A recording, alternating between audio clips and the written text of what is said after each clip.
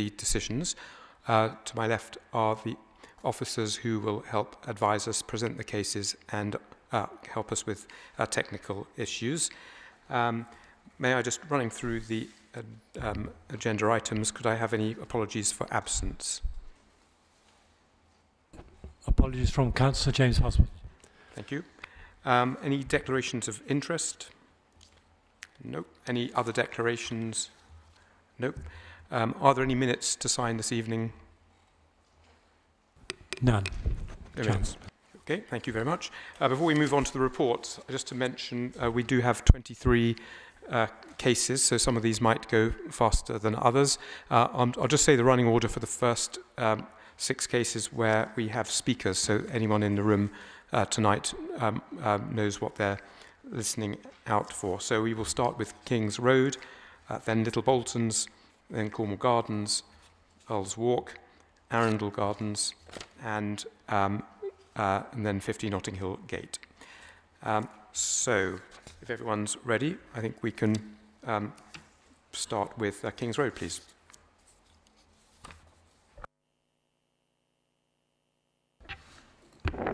Thank you, Chairman. Before members this evening is an application for the lowering of the existing partial single-storey basement to the front of the property and extending beneath the full footprint of the property to the rear at 285 to 287 Kings Road. This is the site location plan, which clearly shows the outline of the site. And this is an aerial view, so you can see where this sits within the context of Kings Road. These are some site photographs of the small courtyard area to the rear of the property. This is the existing basement plan on the left-hand side of the screen and the proposed basement plan on the right-hand side of the screen, where you can see the extent of the basement beneath the existing footprint of the property above. There's a new stair to the right-hand side of the plan, which would connect to the first floor, ground floor level of the existing property, and the existing stair within the core is lowered and extended to provide further access. This is the existing and proposed ground floor plan. There's some minor changes here to layout, and then again that existing stair extended down into the new basement level below. This is the existing and proposed section, so you can see the slight existing basement on the left-hand side of the screen there, and then the deepening and extending of the basement below the existing property footprint. And this is the existing and proposed section from the centre of the site looking back towards the kind of street elevation. And again, you can see that stair included within that section. So officers are recommending approval of this application. It's considered that the proposal would satisfy the requirements of the basement policy CD11 and other policies of the development plan. That concludes my presentation. Thank you. We've got speakers. Could we hear, please, from the objectors first? Just identify where you're sitting so I can look at you. Yeah, hi. Thank you. And you've got 3 minutes altogether. You know about the timing. We have to be quite strict to make sure it's fair on both sides. We've agreed. It's just I'm the only one going to talk. Thank you. My name is David Kerr. I represent the Portland Square Residents Association and have been asked to speak for the 2 blocks of flats which adjoin Raffles, 11 to 24 Portland House and 1 to 10 Portland House. Residents, we live in a very residential neighbourhood. This is a nightclub which has had a history of very poor operational management and lack of dialogue with the community. We strongly object to this proposal, which is out of all proportion to what is reasonable, but we want to make it clear we do want to take a constructive approach. I will detail some points. Number 1, intensification of use. The applicant has said that the overall capacity of the premises will not be changed, but they say the basement will be open to the public. The nightclub will continue to operate as a private club with its licensing condition capacity limit of 225 in separate premises in the same building. There are no proposed conditions regarding the total number of people permitted to be in the basement, or the now 2 separate premises in the same building. There should at least be a planning condition limiting the capacity limit to this basement, and there should be an operation management plan. There is none proposed, covering security measures, noise management measures, operating hours, and capacity management. Second point, I think the lack of noise impact assessment and acoustic report is a major flaw in this proposal. A noise and vibration report is needed to demonstrate that noise and vibration impacts from music in the additional space will be sufficiently controlled to ensure impacts are mitigated. Residents have had long experience of big problems with noise and vibration from this site. This will make it worse, potentially. The applicant states there should not be any gain at all to the background noise or vibration. Well, if you do go ahead with this, there should at least be a planning condition that that is a fundamental requirement. Number 3, there are inadequate fire proposals. The fire statement states there will be 2 new fire escape routes leading directly to the street via protected lobbies. These are not shown on any plans submitted, and there's no clear depiction of the route plans out of the building. There is also an assumption that the existing fire exit rights of way through the 11 to 24 Paultons House building can continue to apply to this intensified new development. We have taken council's advice, and he has confirmed this is not the case. It is a false premise. There should be an express planning condition that Raffles has fire routes which are adequate and fulfill fire requirements. Fourth point, the service riser. The reports committee says that there is no need to go into detail about this, but of course it's going to be necessary for ventilation, cooling, extracting fumes from the basement. There are no clear details about this, either its construction, its size, its noise levels, which are inevitably Thank you. Just to say that's unfortunately the 3 minutes is up, but it may be in questions later that we can get to your final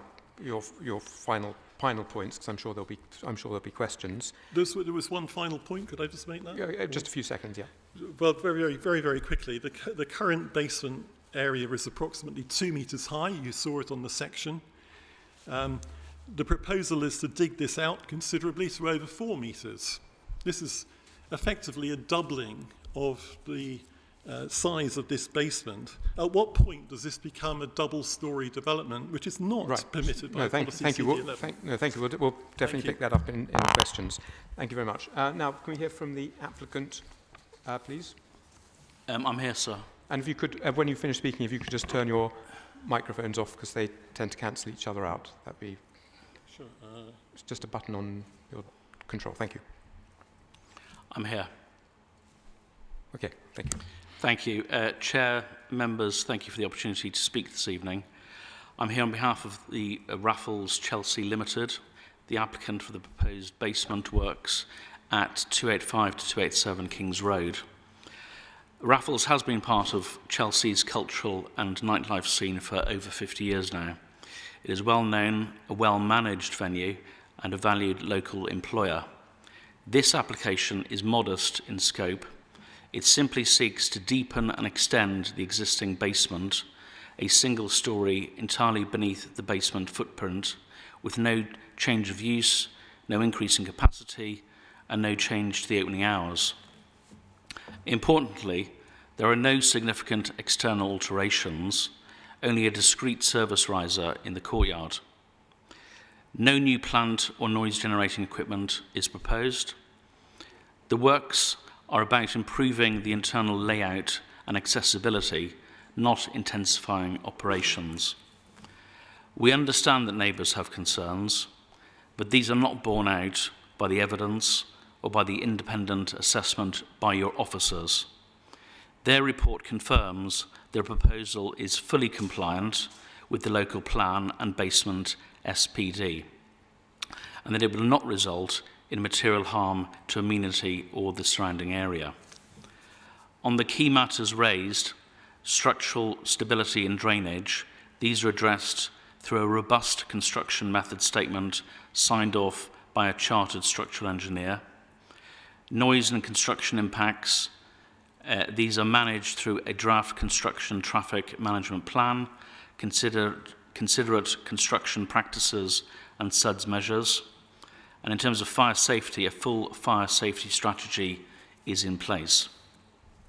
Where details still need to be finalised, we welcome the proposed pre-commencement conditions, ensuring the works are professionally managed and neighbour impacts are minimised. Some objections raise licensing and operational issues. These are outside the scope of this planning decision, but Raffles has a long history of constructive engagement with the council and the community and will continue with that approach. Members, this is a straightforward policy-compliant proposal that improves the venue's accessibility and layout, sits entirely below ground, invisible from public view, poses no unacceptable impact during or after construction, has the full support of your planning officers. For over 5 decades, Raffles has operated responsibly in Chelsea. This application is about maintaining that legacy whilst upgrading the building in a way that is sensitive, discreet, and entirely in line with policy. We respectfully ask you to follow your officer's clear recommendation and approve the application. Thank you very much. Thank you. Questions to both objectors and applicants? Colleagues? Yes. I have a question to the applicant. The space, the new space created, what is it going to be used for? It will be incorporated into the club itself, so it will be part of the private members club. So will it increase capacity? No, it won't increase capacity. So you're going to turn people, you have a limited number of people, are you going to turn people? There's a restriction on the premises licence in terms of capacity, and there's no intention to have that capacity increased. Thank you. Thank you, Chair. Yes.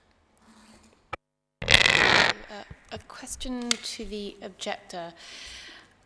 With regards to noise-related issues, are you able to explain what the existing relationship is like between Raffles and the residents, and whether there are existing issues related to noise, and if it is the case that there are no, that the capacity won't be increased as a result of this application, I suppose, would you be content if a condition were to be imposed to make sure that that is the case?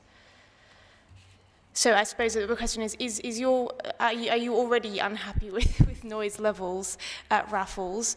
And if things were to sort of remain the same, would you be content with a condition to ensure that the noise-related issues wouldn't worsen? Thank you, Councillor. Yeah, the experience of residents in the neighbourhood is that the noise and vibration is a serious problem and has been for some considerable time. And if your decision is to go ahead with this, we would like a very tight requirement that there should be no noise and vibration above the ambient noise levels. We have procured an ambient noise report and we need to go into greater detail about it, of course, but it has been a serious problem. Thank you. I've got a question to the applicant first, and then I'll have a question to the objectors. To the applicant, can you just tell me what the total increase in height in the basement will be? I'm afraid I don't have that figure in front of me. Well, I can pick that up with officers, thank you. To the objectors,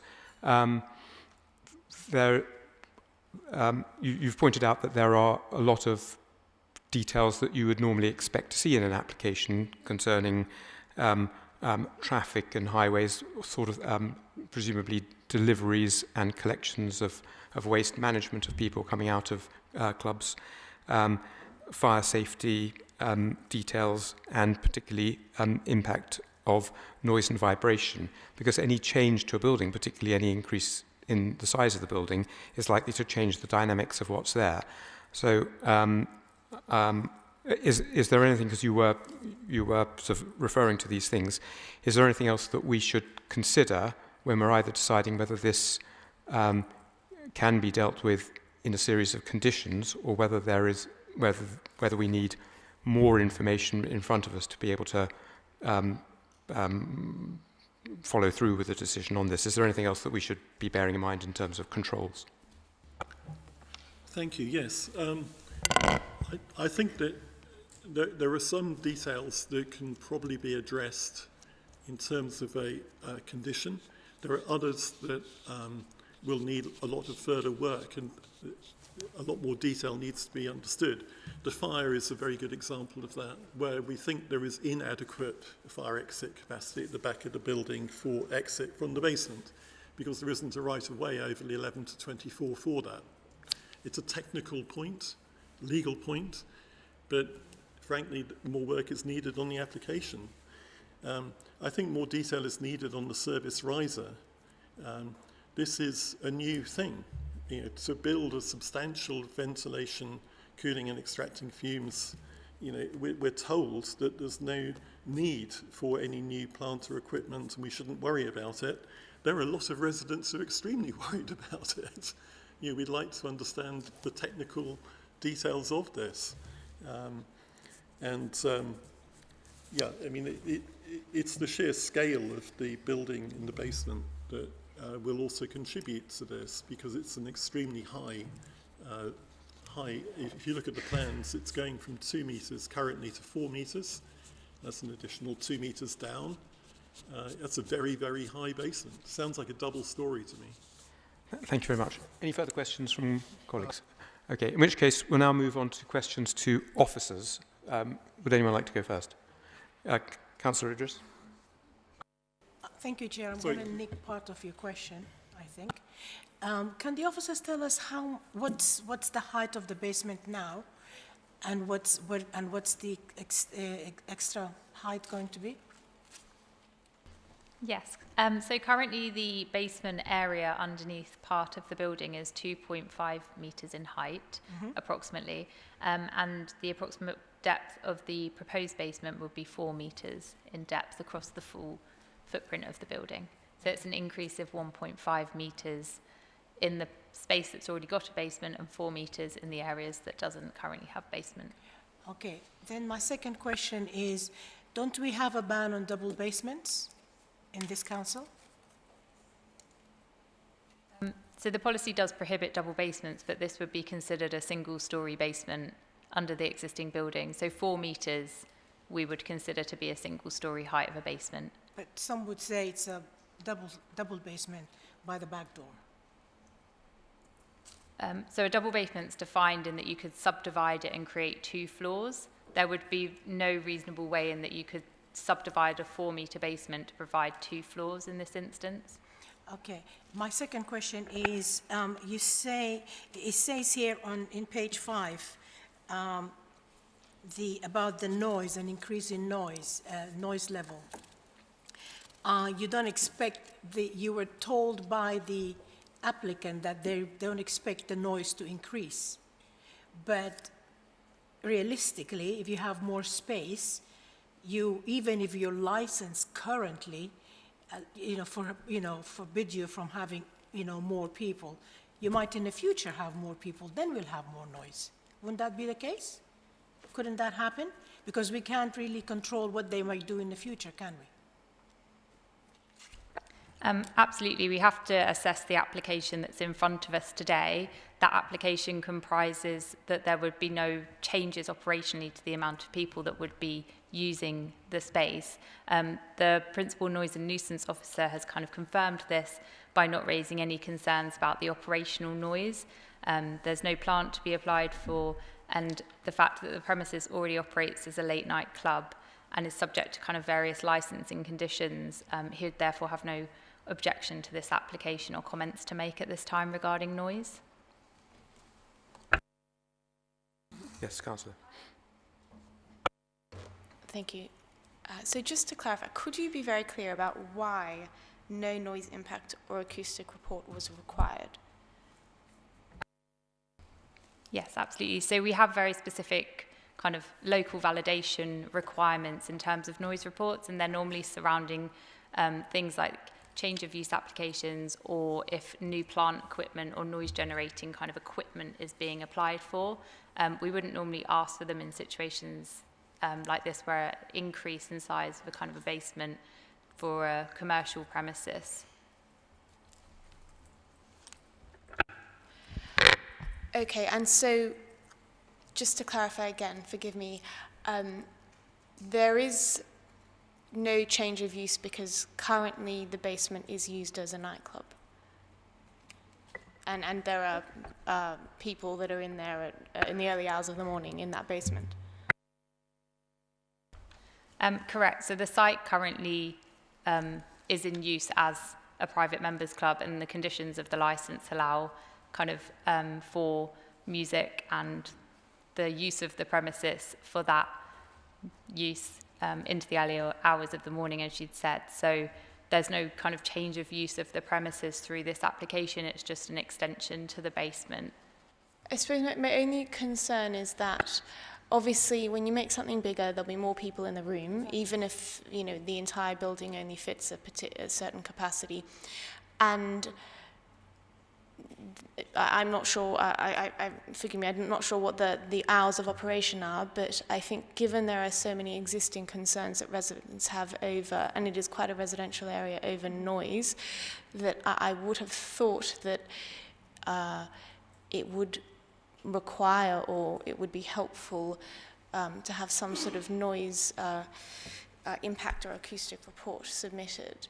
Or even to have a condition to, I suppose, ensure that that it will remain the case that we won't, you know, in a few months' time see, you know, large numbers of people using the basement. So I'll take that in, I guess, two parts with regard to the noise and nuisance point. We haven't sought one on this application. That's not to say that one couldn't have been submitted. However, there's kind of the licensing regime which would sit parallel to planning, in that they would have to, I've been told by our licensing colleagues, if they implemented these plans, they'd have to apply for a new license, and that would then have to look at the conditions of that license, the amount of people, operating times, what they're allowed to do on the premises regarding kind of amplification of music, live music, and those sort of things. So it's those aspects of what would happen in the future would be covered by the licensing regime, and the planning application before us doesn't seek to increase capacity or anything like that. So we're assessing kind of the basement at this point through planning. That would be my interpretation of the kind of two regimes working together. Thank you. I'll tell you where I'm get concerned coming in with a balanced view about what we could do here. We're expected to make a decision that can have a major impact on the immunity of residents, and has considerable potential to cause harm. And I'm looking at the report, which is effectively just 2 pages, apart from the introductory page, and I think we've all sat on a lot of planning committees where we've dealt with clubs and nightclubs and potential disruptors of neighbours and have ability to cause real harm. And what we've usually seen is very detailed reports with significant and professionally drafted operational management plans, servicing agreements, where these have been consulted deeply with residents, and residents have been able to contribute and work out how things will really operate. And that would normally, we'd expect to see, along with the reports on acoustics and other sorts of things, which would be very much more substantial than the roughly 2 pages that we've got in front of us. And so that gives me concerns. Listening out for exactly what the objectors were pointing out to us, I'm not convinced that I could make a decision based on the information in front of me, or that I could construct conditions that would deal with the problems, particularly where there is just not enough information. For example, fire safety. There's one thing having a limit capacity in the club, but if you make the club significantly larger, then you can get more people into it, and how those people get out when we've heard there isn't a right of way. All of these sorts of things is very difficult for me to sit here and feel comfortable about making a decision. Service risers, again, if you've got a large extra volume of air that you're conditioning or other facilities that you're managing, again, very hard to say without the information here what is the noise and what are the odours and what are the controls over when the ventilation can operate, etc. And what we've heard is, oh, we have no current plans to do X or Y or Z, but this is the place to really pin down what is realistically required, both in safety and amenity, in operating management. If the club is moving to produce a lot more of activities associated with a private members club rather than a nightclub, there might be a lot more deliveries, a lot more storage, a lot more pavement activity. All of that I would normally expect to see to be considered, and to say that that's all just licensing is not taking it seriously enough. So I don't know whether officers have got a comment or whether my colleagues have got a comment. Do you feel comfortable, colleagues? Do you think you've got enough information here to either accept what we've got in front of us and say, leave it to officers to do all the details, or we don't have enough information to come to a conclusion? I think we don't have enough information, but we can come to a conclusion that based on what we have in front of us, to me, it is not acceptable. Okay, and that's one of the ways in which we can, if we haven't got the right information, we can either, we can see where we go with the conversation, but we can defer it and wait for the information to come into officers, or we can say, these are the things we expect to see. Yeah. And if we're so minded, I'll check with officers that we've got the grounds based on this discussion to come up with a vote on this, the sort of information that we'd be expected to see to be able to make a decision on a future evening. Councillor Verdeniuk, your thoughts? I'm not averse to sort of short, direct when it comes to similar cases where there's been significant objection from residents. There's usually a lot more information and more detail that we could look into, and we could consider conditions a lot more carefully, but I sort of wouldn't necessarily know where to begin if we were to discuss conditions now, because yes, we can't redesign a whole application on our feet this evening. Okay, to officers, you hear the way that the conversation is going. It may be that we are going to take a vote on it imminently. Do you have a sense of where our concerns are? Do you have enough information from us to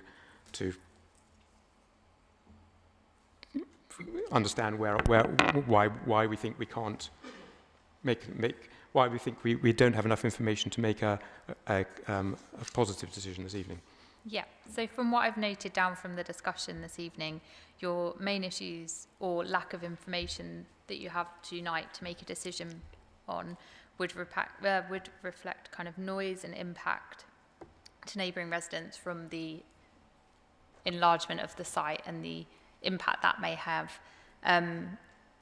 Some impacts around fire and escape, impacts regarding the service riser and what that is to include. You also noted about the use of the site and intensification, whether the applicant could provide further information on that. I'm not sure, because they have provided in the application pack that they are not seeking to increase the number of patrons on the site, but it could be that the applicant could provide further information in regard to that to kind of produce a more robust argument for that not happening.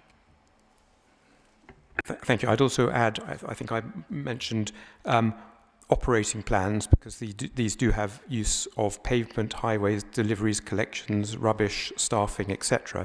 If there is more space, then there's more use, even if the maximum number of people may not have an intention of changing. So an operating plan is what we have typically seen, which has given us comfort about how the impact on residents can be understood and controlled.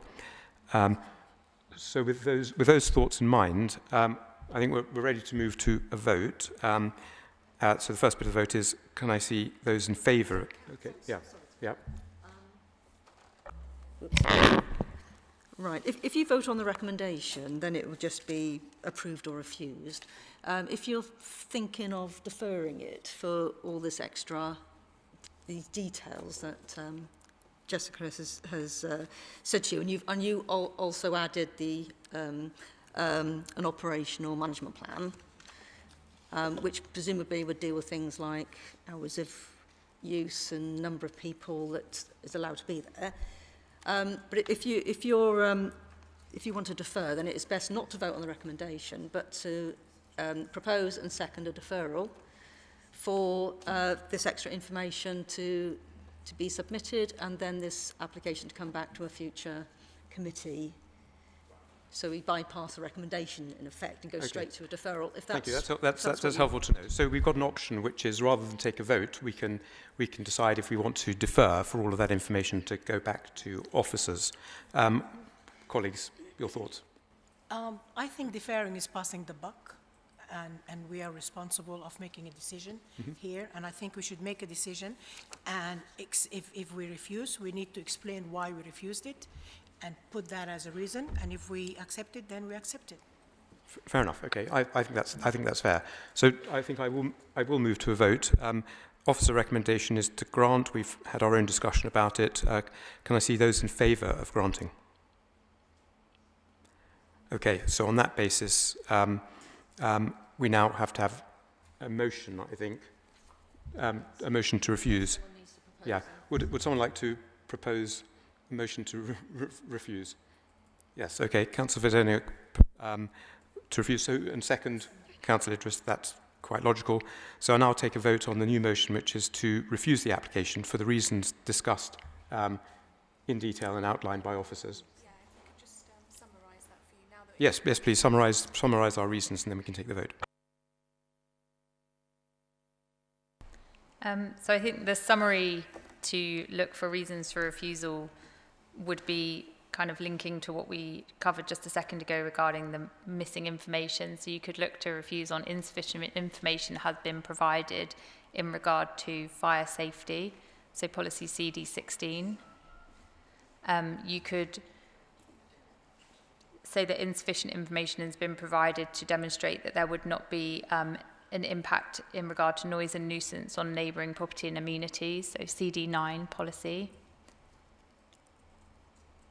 And then it would be up to members to think if there was enough to warrant a refusal reason regarding to intensification and lack of an operating plan.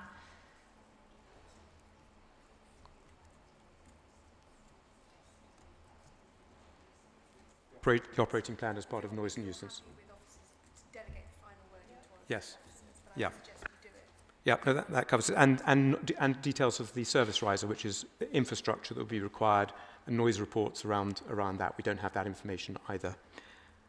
And I would say that traffic and highways point that came up would probably come under operating plan as well, in terms of how you control people in and out and goods in and out and staffing.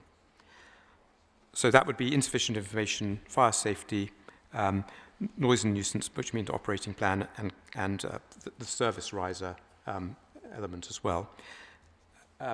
With those reasons, the new vote is to refuse this application. Can I see those to vote to refuse the application? Okay, so for those reasons, this application is refused. Thank you. All right. Case 2, 21 Little Boltons, please.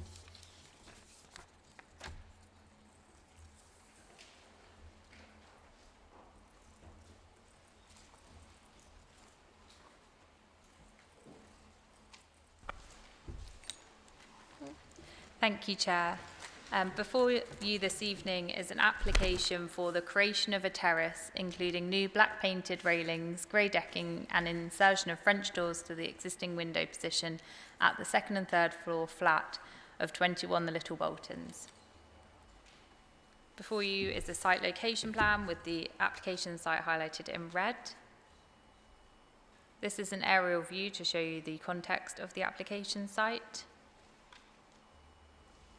These are some site photographs taken from the application property, so looking southeast to the rear and to the southwest.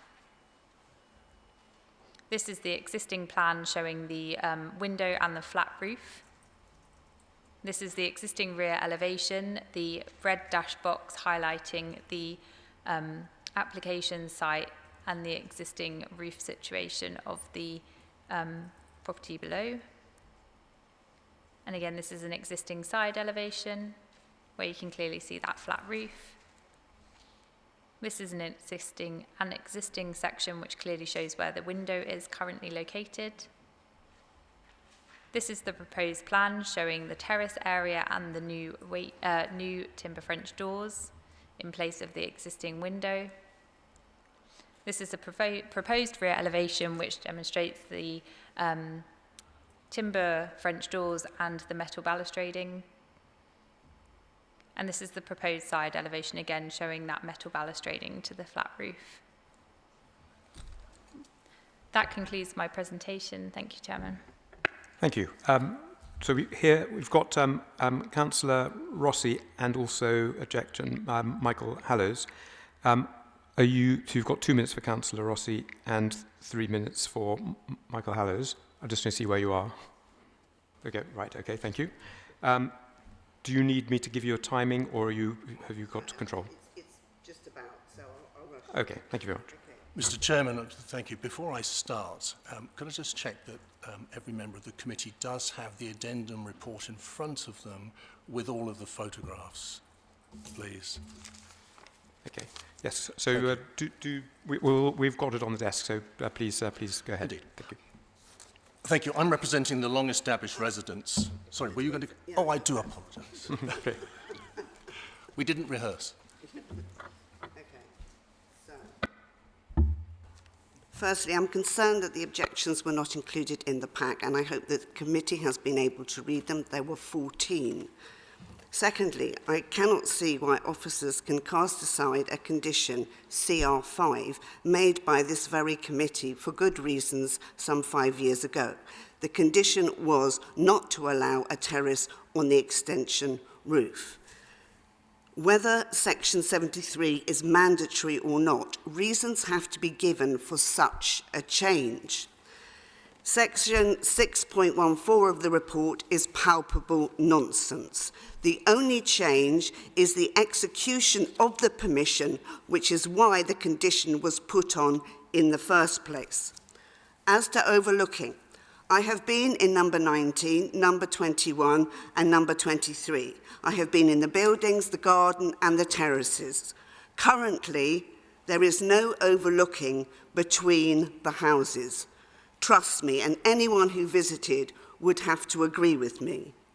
Allowing a terrace at a higher level would cause considerable overlooking, which is why the neighbours are so upset. Most of them are long-standing residents, many of them are elderly, who are quite frankly bewildered by this apparent change in logic. Finally, the foundations of the extension are not strong enough to support a terrace, and the current roof can only take the load of a London snowfall. So a terrace here is infeasible without major structural works involving the other flats. Thank you. Thank you. I'm representing the long-established residents, some of whom are here too. My role is to also help the Council avoid a judicial review, and I will explain why we have such a strong case. The Council has consistently protected residents' rights to an expectation of privacy between immediate neighbours in the Little Boltons by precluding all new terraces from overlooking each other, to now permanently deprive these residents of that long-held right surely requires a much higher standard of justification than provided. For example, in 2011 and 13, the Council granted permission for an extended first floor terrace at 21 with a condition that railings overlooking number 19 be set back by 1 metre.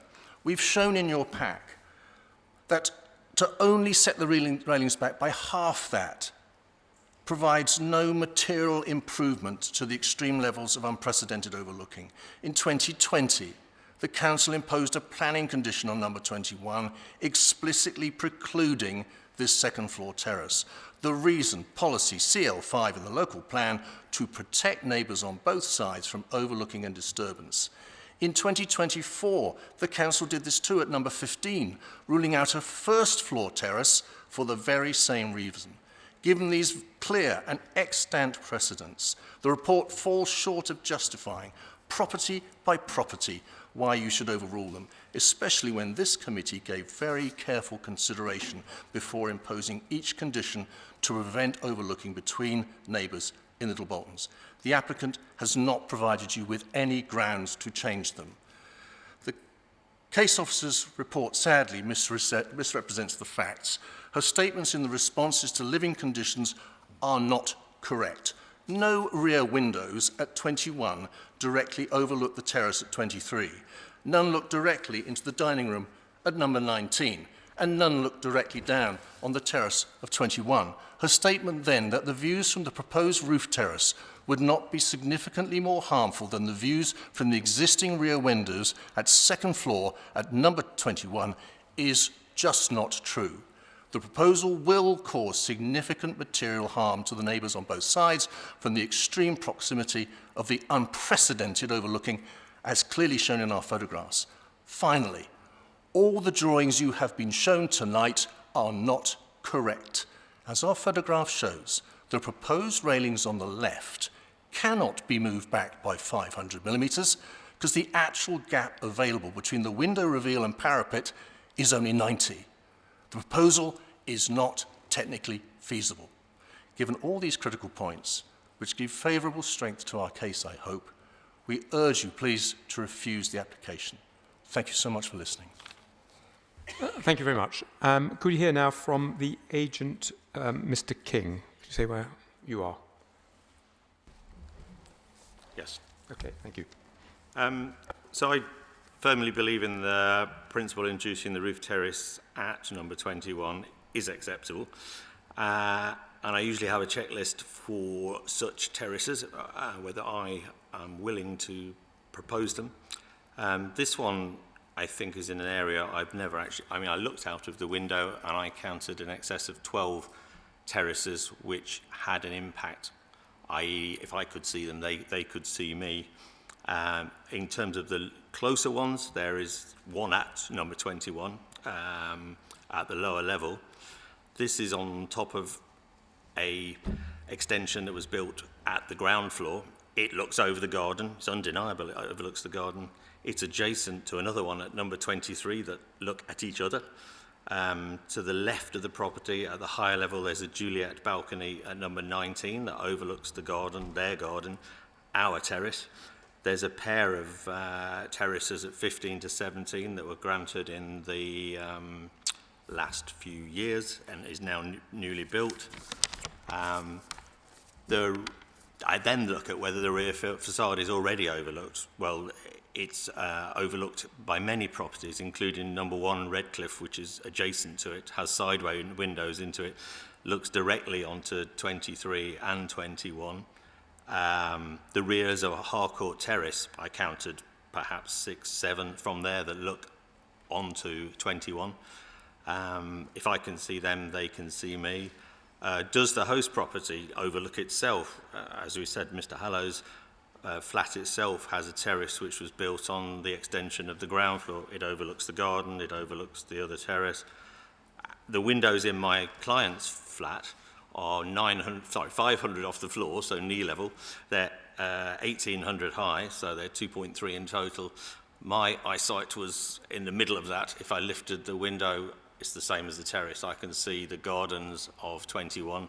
I've seen the gardens of 21, it's undeniable. I've seen the neighbouring gardens. So, you know, I think in terms of amenity, I always look, if it's care homes, hotels, offices, I think transient people looking is not acceptable. I think neighbours, seeing neighbours is perfectly acceptable. I like the idea of the security and the safety. I mean, I was indeed challenged on the day I visited, which I saw as a positive, that there's a security measure of being able to see each other. I mean, the whole London plan now looks at the mental well-being of people, and I have to put balconies into all new properties. And that, you know, the pandemic showed that, you know, this flat with 3 bedrooms not being able to get to the outside world is not great for mental well-being. It's not great for neighbourliness to say that some people are entitled to a terrace on top of a new build and others who come along afterwards are not entitled to it. And yes, despite all of that, when asked to set back the railing by 500, we did. And it does have a big impact. I've done that myself, where when seated and you're 500 further back than every other terrace, every other balustrade in that area, it's bound to cut off short views. It entirely stops you leaning over and looking down. The oddity is, from the windows, you could always lean over and look out. The property on which we're putting the balcony, Mr. Hallow's flat, has 2 large windows built into the back of it, which overlooks the garden. It's hypocrisy to say that others are more viewable than others. And, you know, I applaud these things. I think neighbourliness, my client is Italian. He thinks that balconies and people talking to each other is a good thing. That social interaction and the security is good. Not that we're entitled to not talk to our neighbours, you know. I mean, okay, don't talk to people on the tube, but not talking to your neighbour or having interactions with them is a bizarre, you know, attempt to have entitlement that shouldn't exist. And I would hope that the councillors will see that, you know, just to help people's well-being, they should be able to get out in their own properties and experience the outside world and talk to their neighbours. I would ask them to talk to their neighbours rather than bringing lawsuits against seeing their neighbours or talking to their neighbours. So given that current mutual overlooking, I think the proposal would not have a detrimental impact on the privacy or amenity of others, but actually add to it, frankly. And the proposal would not have any material impact on the public and private views. And I don't understand why you would send one of your planning officers to look at it and then think that they didn't see what they saw. So I would ask you to approve the application. Thank you very much for both sides for helpful information. Questions to objectors or the applicant? Councillor Fuseniuk. Thank you. A question to the objectors. I would like some clarity on how common it is to have a balcony or a terrace on Little Boltons, because I understand what you said at the beginning. I think it was Mr. Hallows spoke about the right that residents have to privacy and the lack of overlooking in the existing arrangement. But obviously we've heard a sort of a long list from the applicant, a long list of various balconies and terraces and a lot of mutual overlooking. So could you just provide some clarity? Is it the case, for example, that this would set a new precedent in any way? That other existing balconies and terraces don't have a lot of overlooking and impose on other people's privacy? Please just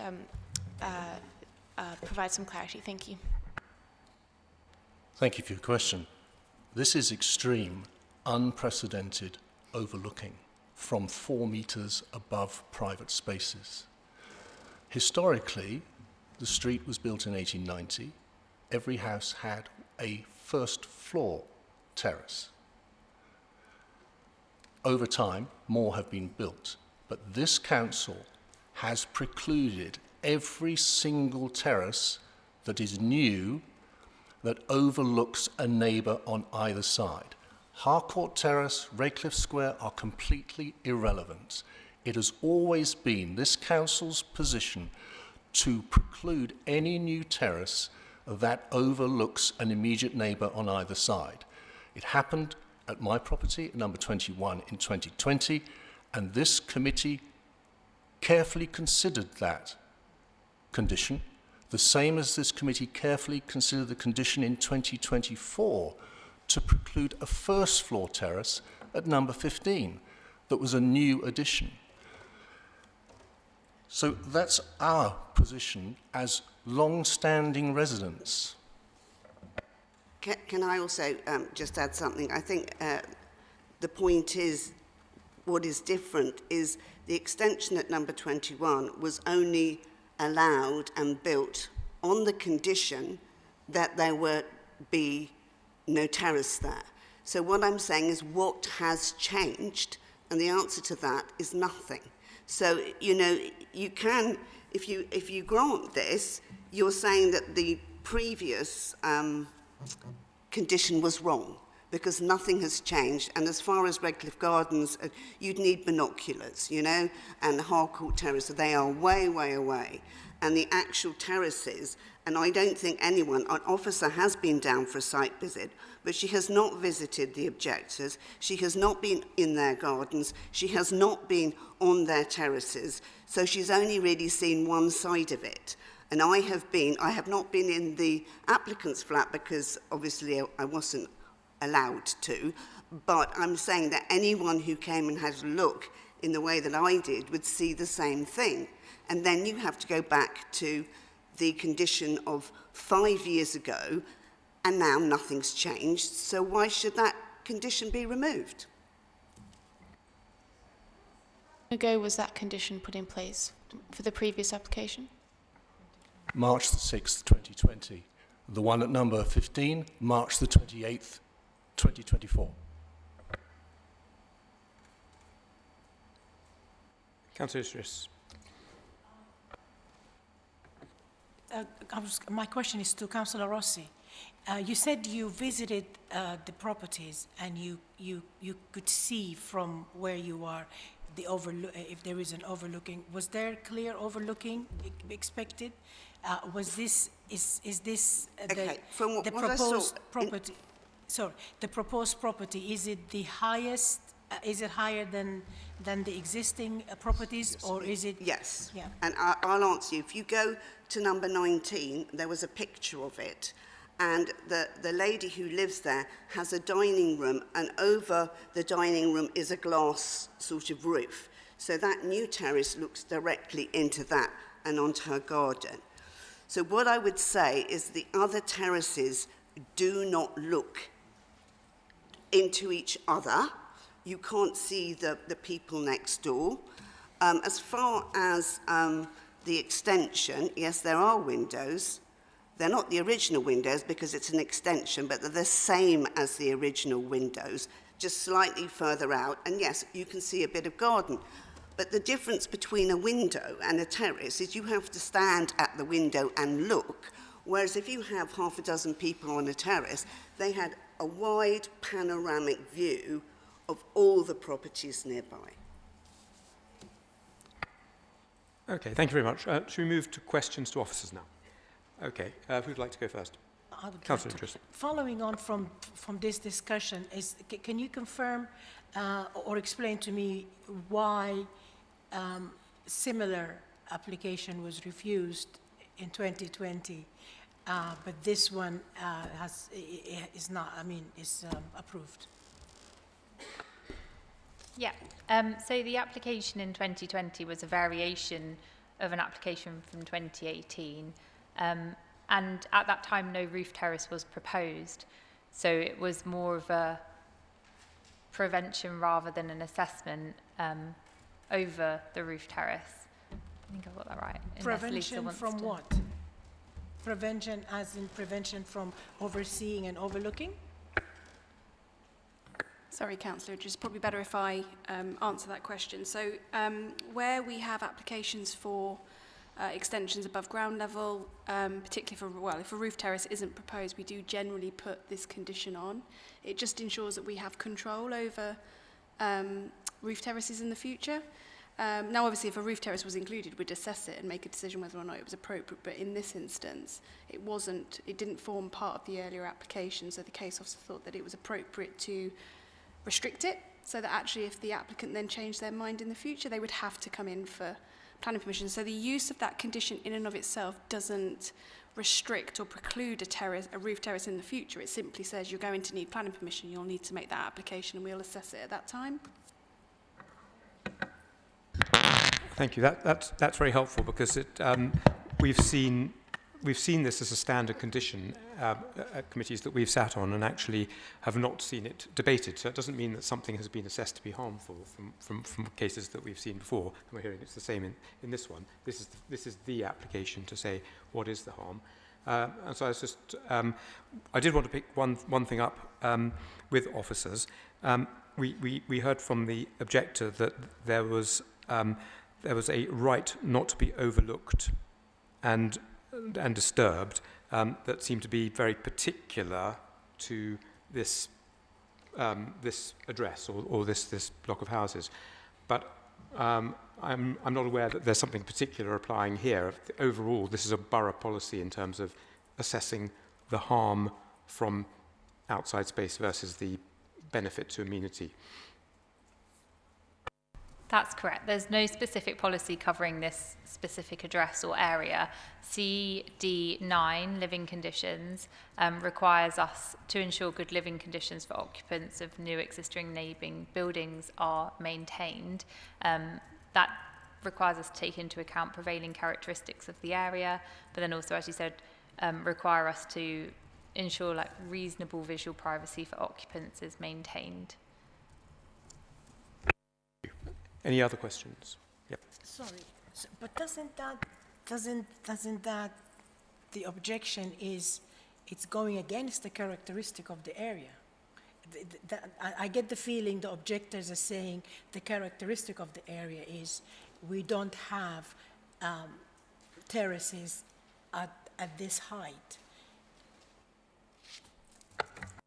So we've made an assessment of the application and the officers made a site visit and there are terraces of that height. I'm not sure if I can put the computer screen back on as the photographs kind of show terraces at a similar height along this kind of row of houses. You'll be able to see from your presentation pack the site photographs. There's a terrace to the southeast which looks to be of a similar height and similar proportions to the proposed terrace. So officers are comfortable with that assessment on those grounds. And just to check as well, so we understand the policy, there isn't actually a height in the policy at which terraces are caused. It's an assessment saying what is the degree of harm from overlooking that a terrace would create at a particular position. Yes, that's correct. Part D of that policy CD9 requires us to take into consideration terraces, but it doesn't set heights or limits or any parameters around that. It's just an assessment within CD9. Okay, Councillor Vernier. So this might be repetitive, but can you confirm then that there is, or I suppose question, is there anything significantly different about this terrace to other existing terraces on Little Boltons in terms of the extent to which it overlooks the private spaces used by other used by neighbours, or in its appearance or height, or anything? Yep, so outlined within section 6, 6.12 to 6.18, the officers made an assessment of the living conditions impact of the terrace and has concluded that it wouldn't result in a harmful kind of impact to those neighbouring properties as detailed for the reasons within the report. Thank you very much. So we've heard sort of finely balanced and very clear arguments from both sides. The evidence in front of us is that officers have made an assessment. It's not that this is the first terrace in the area. There seem to be a significant number of them, and therefore there's a degree of mutual overlooking from windows and from outside spaces at all sorts of different levels. And so I find it difficult to find reasons why this one is going to create a very different level of significant harm that would you know, allow this to be justifiably refused. Where are my colleagues on this? Are we ready to move to a vote on it? Do we know where we are? Okay. All right. So moving to a vote, officer recommendation is to grant. Can I see those in favour? And those against? And one abstention. Okay. So that application is granted.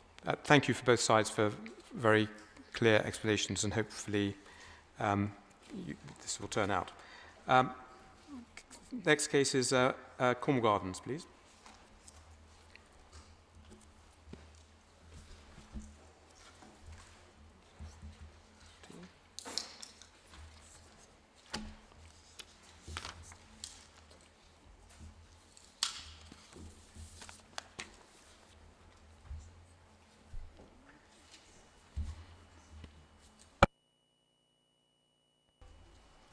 Good evening, Chair. The application this evening is for a listed building consent concerning Flat 589 Cornwall Gardens. Just a few slides on the site location plan indicated in the red outline, as well as an aerial image and some site photographs and the existing and proposed floor plans. The application concerns a flat within a Grade 2 listed building at third floor level. The listed building consent application is seeking consent for works that have been conducted and were paused on completion of a site visit from a planning enforcement officer, as well as for other works that the applicant was intending to carry out. The internal alterations included some modifications to plan form, as can be seen on this slide, refurbishment and replacement of bathroom and kitchen units, etc. The flat had been previously altered with limited historic fabric remaining prior to these works, and evidence has been provided to support this.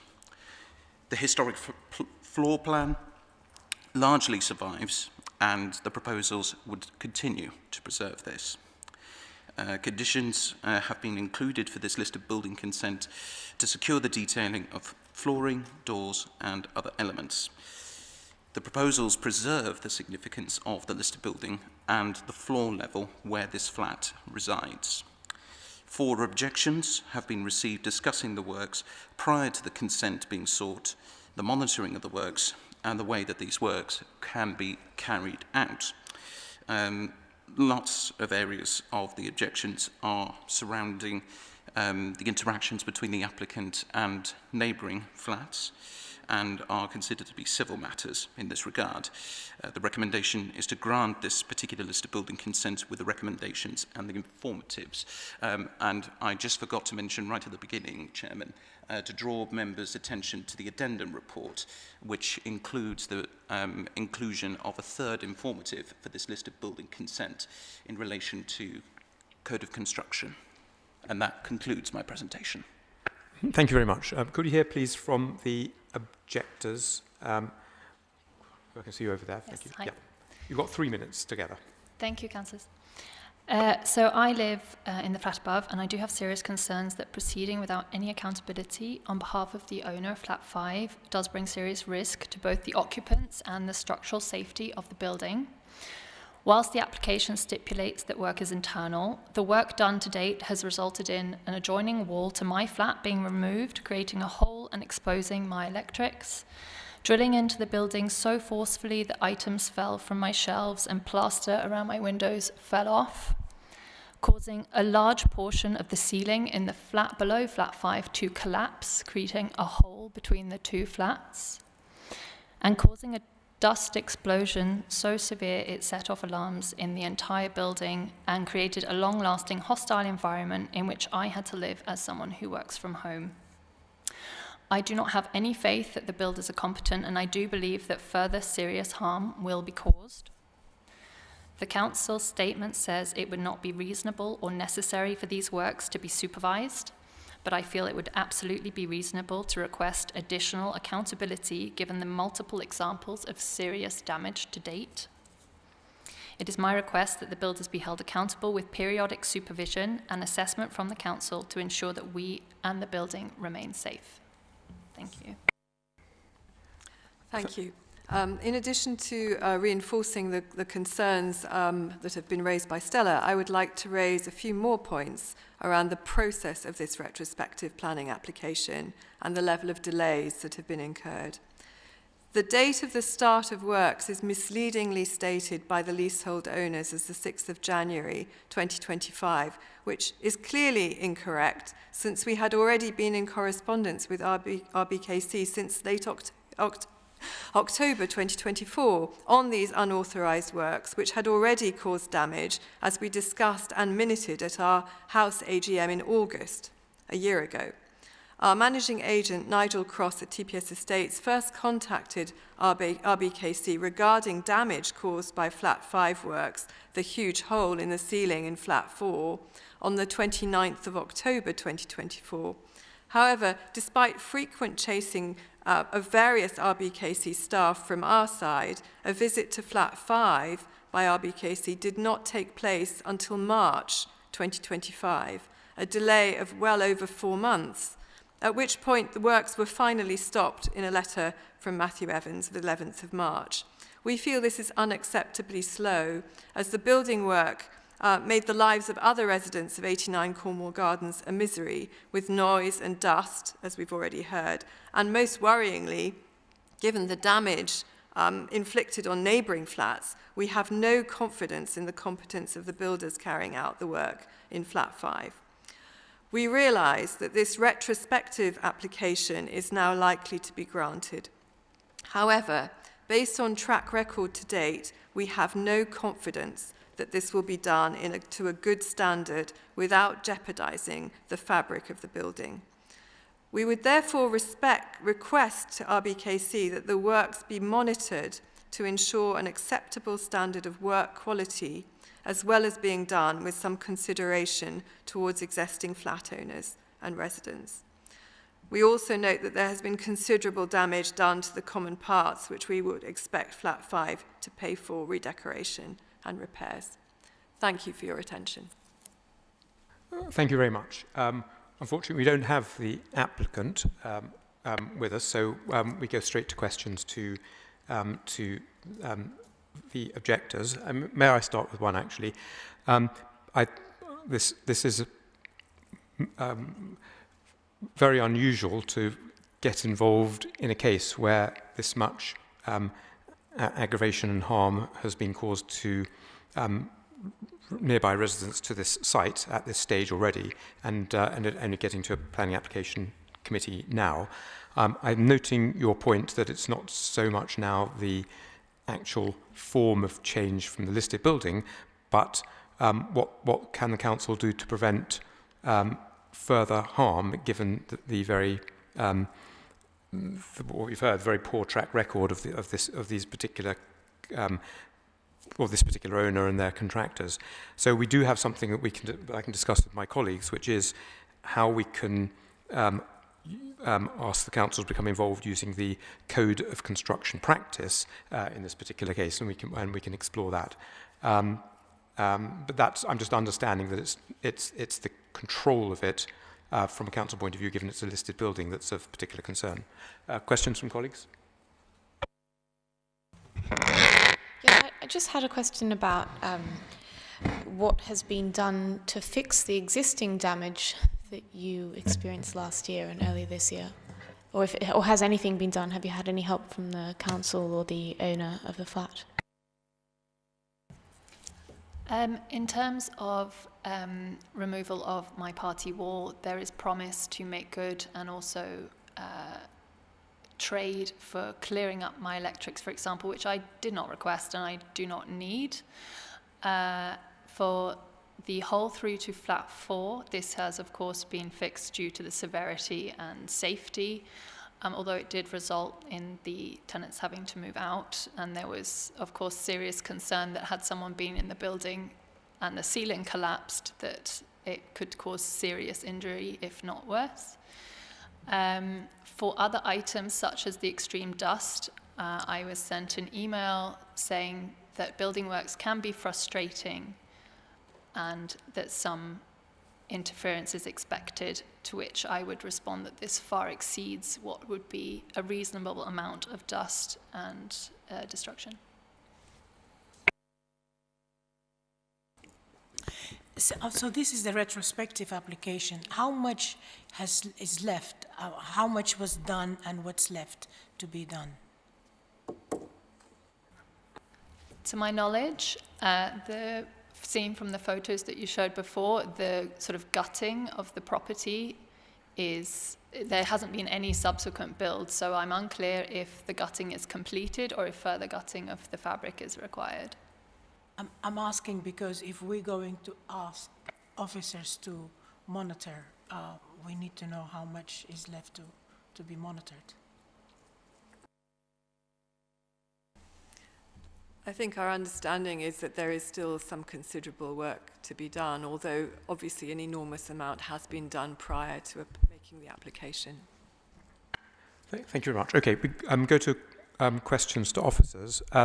If I could pose my one, I think I was hearing the shared concern from my colleagues, and that is using the Code of Construction Practice, which does exist to protect amenity of neighbours, and we're hearing from neighbours here,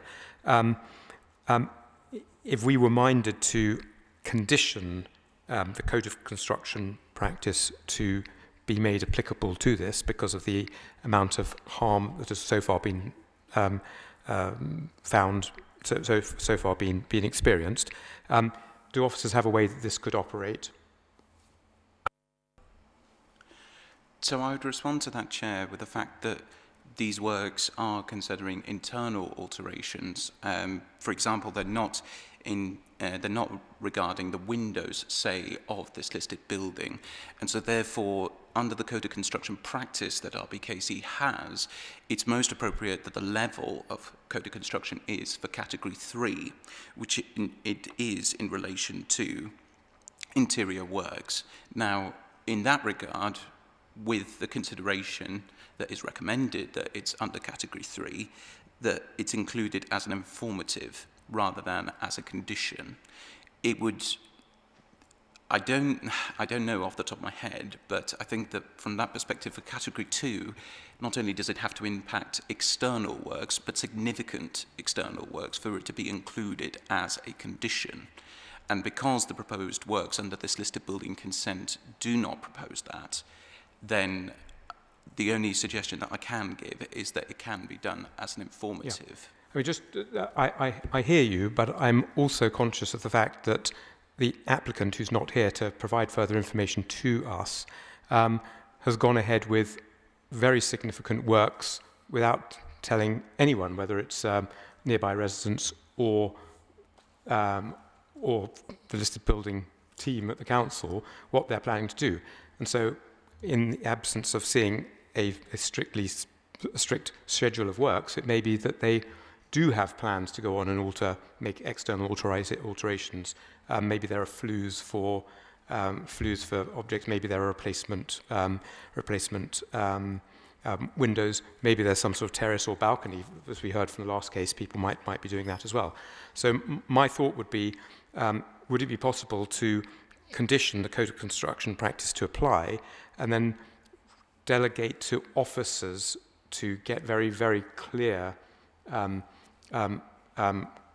controls over what work is really planned, and then that would allow a detailed assessment to be made about whether it might even be a Category 2 rather than the Category 3, because we can't conclude that from what we've got here tonight. What I would say to that is we have to base our assessment on the application that has been presented to us, with the works being presented to us. And the applicant hasn't included the external alterations as you were describing within that latest question, Chairman. So we have to base our assessment based on what is in front of us in that regard. Now, a way around it that I've just thought of could be that the applicant could provide, in a condition, a full schedule of works to be carried out that have already been carried out, as well as a list of works that they intend to seek out. Now, in terms of the conditions that have been recommended for this application, if you don't mind, I'll just quickly look. Condition 3 relates to door openings, internal doors, flooring, and architectural features such as fireplaces and skirtings. It could be a recommendation to add an additional part, Part E, for example, to condition 3, which could then give a full schedule of works that have been conducted and those that are left to be conducted. I find that that would probably be able to then answer the concerns from not only the objectors, but also yourselves as well in terms of the works that would be fully investigated. Councillor Idris. Yeah, my question is have you or any officer visited the site? So I haven't personally visited this site, Councillor. I'm just presenting the case. But as concluded within my introduction of the piece, a planning enforcement officer did conduct that site visit, as also noted by the objectors as well. But because of what we heard from the objectors, it's kind of scary a little bit, and it sounds crazy.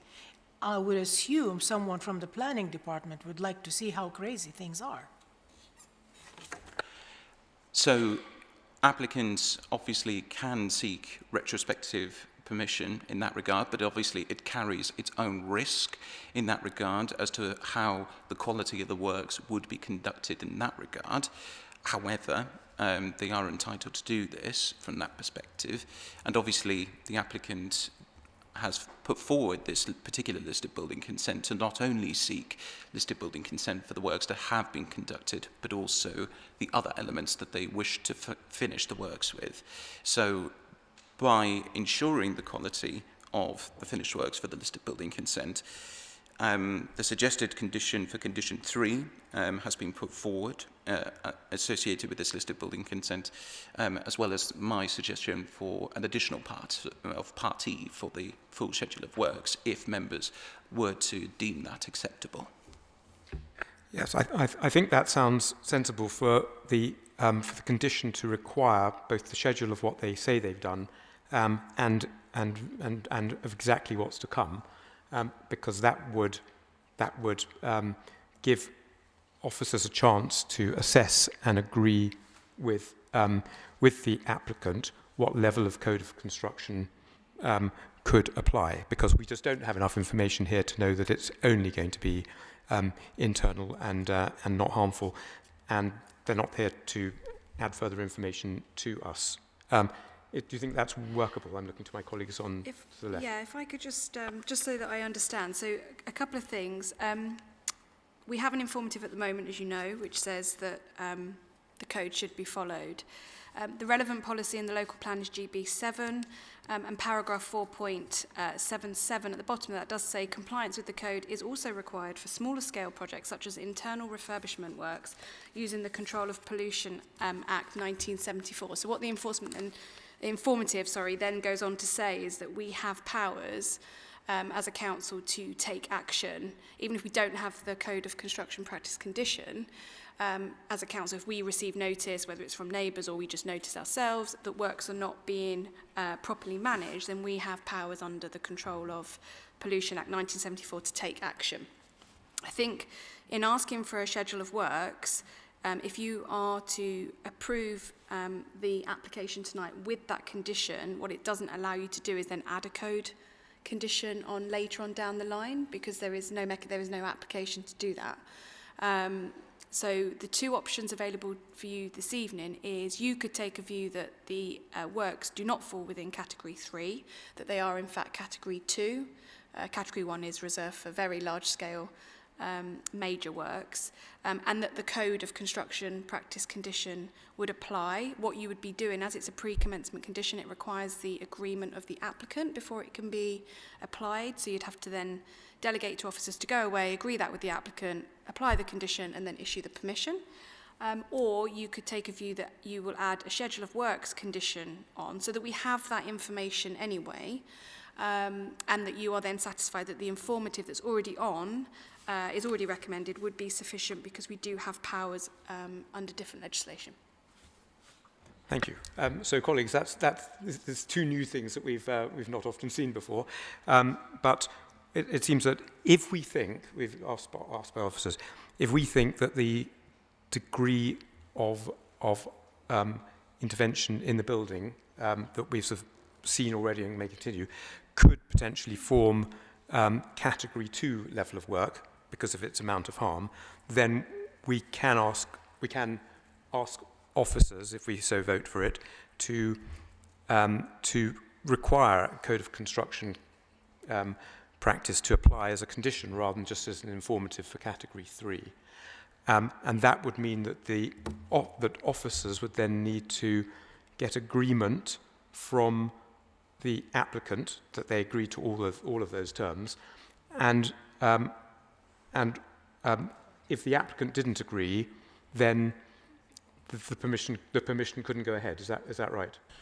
If the applicant didn't agree to the code, then their application to continue the work would fall away. I think you'd need to be clear tonight that if they didn't agree, then officers are instructed to refuse listed building consent on that basis, or that you would be content to sit with the informative. I mean, in asking for a pre-commencement condition, if it's not agreed by the applicant, that doesn't in and of itself force you to have to refuse the application. I think you do have to be mindful in asking for those conditions. That's the whole point of having the agreement process now. It was brought in to ensure that councils didn't just put lots of conditions on applications.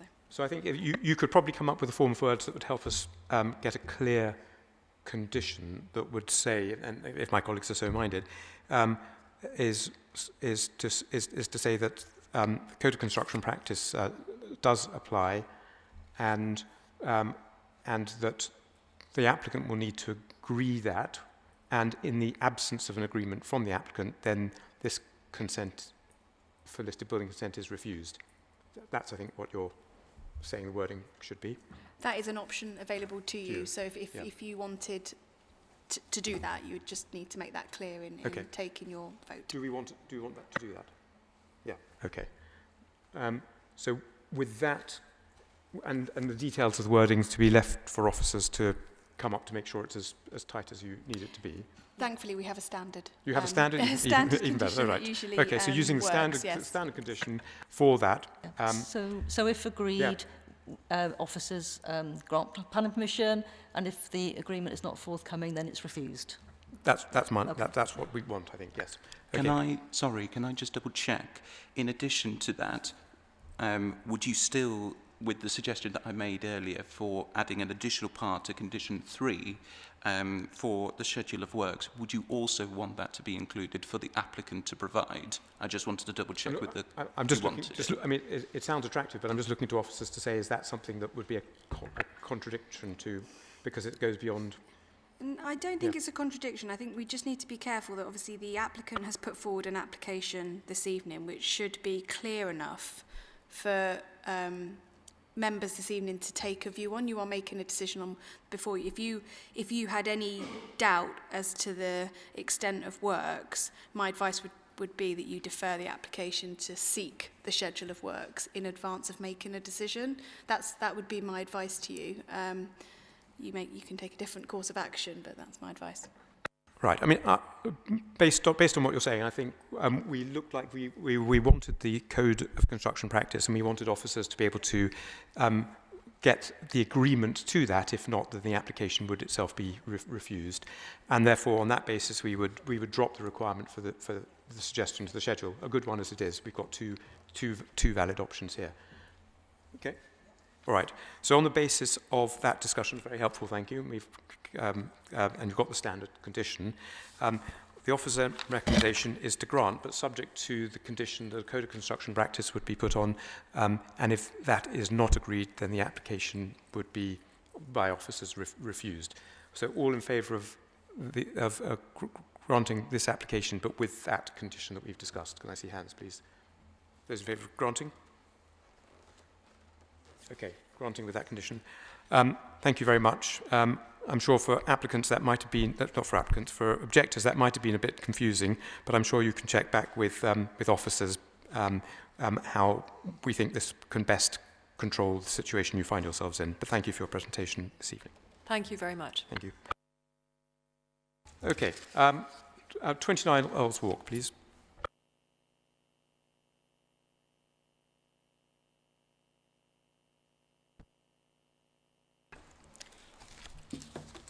Thank you, Chairman. First of all, I would like to bring members' attention to the addendum report. Some additional representations been received, and there are some changes to the report. This application is seeking planning permission for erection of a new dwelling house with associated works. Just to run some slides, this is the site location plan with the application site outlined in red. There has been some typos within the report, and therefore I would like to clarify that the properties to the rear of the site are along Pembroke Square, and the properties to the front are along Earthwalk. This is the area view showing the application site. To the right-hand side, we've got 28, and then to the left-hand side, we've got 27. There are some site photographs showing the context of the site. So this is the adjacent property at number 20A. And then the one on the top right corner, members can see the doors to number 27 on the first floor. The photograph on the bottom right-hand side is the application site. Again, members can see the site elevation of number 20A, and then on the left-hand side, members can see the existing boundary treatment with some trellis above. Again, some photographs of the site. The one on the left-hand side shows the property from the rear of the site looking towards the application site. The one on the right-hand side is 27. We've got the proposed ground floor plan. First of all, I would like to bring members' attention that the planning permission has previously been granted on the site for a new dwelling and a basement.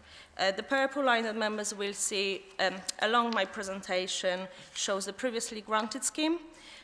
So on this plan, members can see that the purple line is set slightly towards the site. The proposal is to extend it slightly to the rear of the site.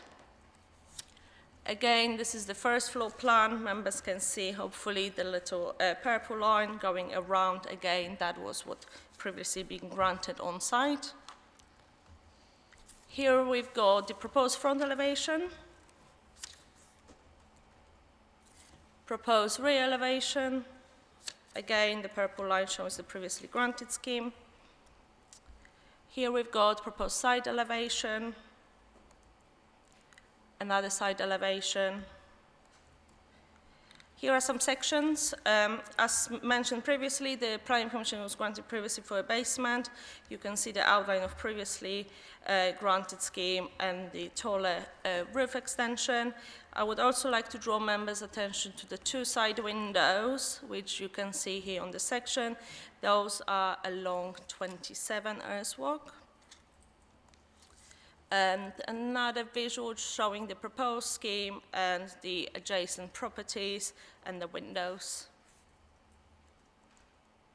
And here we've got the currently proposed scheme on the top and the previously granted scheme at the bottom. And the recommendation is to grant subject to recommended conditions. And that concludes my presentation. Thank you.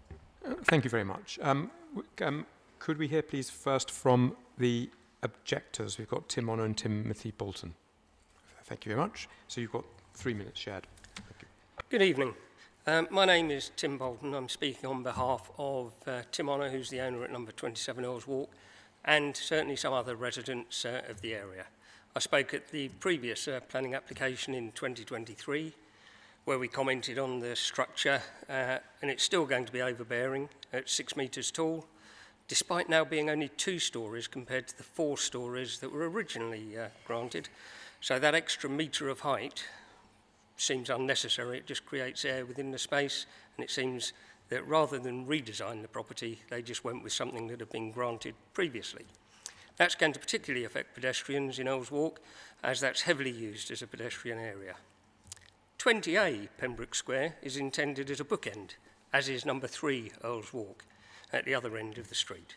The parapet height of number 20A should be continued rather than dominated by 29 Earls Walk, with the pitched roof set back in order to reduce that impact. Also, if the building were stepped back, more light would pass through towards Earls Walk and also would be more attractive from the street. Number 27 will suffer a significant loss of light, as acknowledged by the planning officer, which when combined with the overbearing nature of the new build, will reduce the enjoyment of number 27.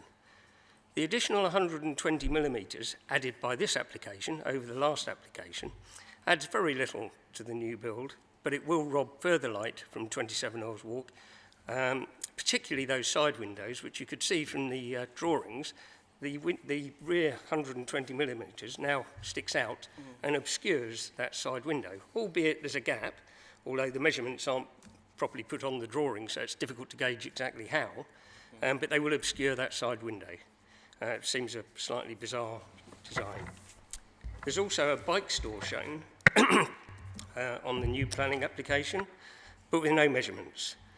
So in order to preserve light both into the kitchen of 27 Earls Walk and into the hall of 27 Earls Walk, it must be a condition that nothing obscures either of those side windows, including that bike shed. I mean, I see no reason why that bike shed would obscure, because it only needs to be the height of a bicycle. But we feel strongly that there should be a condition to prevent that window being obscured, because it's a kitchen window. Not only does it need light, it needs ventilation for the gas hob that's the other side of it. We also raised a concern at the last application over parking. So it was a surprise, therefore, that the planning officer has recommended a departure from the council policy should be allowed in his paragraph 6.15. Given the original loss of 3 parking spaces, as shown just a moment ago with the pictures, that leads to a total loss of 4 spaces in one application in an area with parking such a premium. That seems extraordinary. And it doesn't appear to be in accordance with policy. Finally, the CTMP was an issue with the last application. The previous application put in a detailed CTMP which was rejected by the council as impractical, and it certainly appeared impractical, and that remains a problem for the new build because it is such a tight building site. We would ask that they reconsider and perhaps return partly to their older application and take back that 120 millimetres, but also those conditions, particularly with the side windows, because the building itself is losing so much light with the northern light for the artist's studio that it's designed for. And the building of that will then just destroy that. Windows upstairs. Sorry? Window upstairs. Well, the windows upstairs also are, of course, obscured. They're losing light all around, but the side windows in particular are at risk of being obscured if we don't get a condition to control that. Thank you. I'm sure we'll pick that up in questions or with officers. And can we hear, please, from the agent, applicant, owner? I've got Jordan Alexander, Sam Chisholm, Thomas Keane. That's me, Chair. So it's Jordan Alexander. I'll be speaking on behalf of the application. Thank you. You have 3 minutes, sir. Thank you. Okay. So this application is for a new dwelling at 29 Earls Walk. It follows a very similar scheme granted permission in October 2023, which was recommended by officers, considered by ward councillors at planning committee, and unanimously approved. That permission is not expired and is therefore a significant material consideration and the clear fallback position. The proposal was very similar in appearance to the approved scheme, but has been redesigned to simplify construction and reduce the build period. This means far less disturbance to neighbours. The main change is the removal of the basement level and the sunken ground floor. The house will now be over ground and first floors only.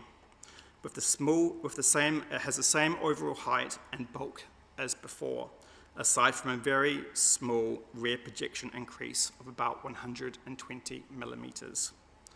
Despite this increase, the main flank walls of the proposed new dwelling, and that's very important, the flank walls of the proposed new dwelling will not overlap the existing ground floor side windows of 27 Earls Walk. And this condition is illustrated in elevation on the submitted architectural drawings, section B. The design remains high quality, meeting all council space standards, and provides full accessibility through an internal lift. The site is currently an unattractive gap in the street and serves no purpose. Development will complete the row of existing houses along Earls Walk, respecting its rhythm and character and enhancing the conservation area. The design also safeguards the setting of nearby heritage assets. On amenity impacts, daylight and sunlight has been fully reassessed against BRE guidance. The results are identical to the 2023 scheme. All windows pass, except for a small glazed panel in the side door of number 27, which again falls just below. Privacy to properties in Pembroke Square will be protected by obscure glazing at upper levels to 1.8 metres above finished floor levels. This is secured by condition exactly as before. By removing the basement, the scheme avoids the deep excavation and prolonged disruption of the 2023 consent. The construction traffic management plan secured by condition will ensure works are carefully managed to minimise impacts to neighbours. In summary, this is a modest, well-designed revision to an already approved scheme. It delivers a high-quality home badly needed in the borough. It improves the street scene, protects neighbours, amenity, and reduces construction impacts. Given the site's planning history and improvements made, I respectfully ask members to grant permission. Thank you. Thank you very much to both sides for your helpful addresses. Questions from my colleagues? Councillor Idris. Thank you.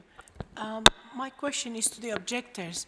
The building is much smaller than what was proposed before, and I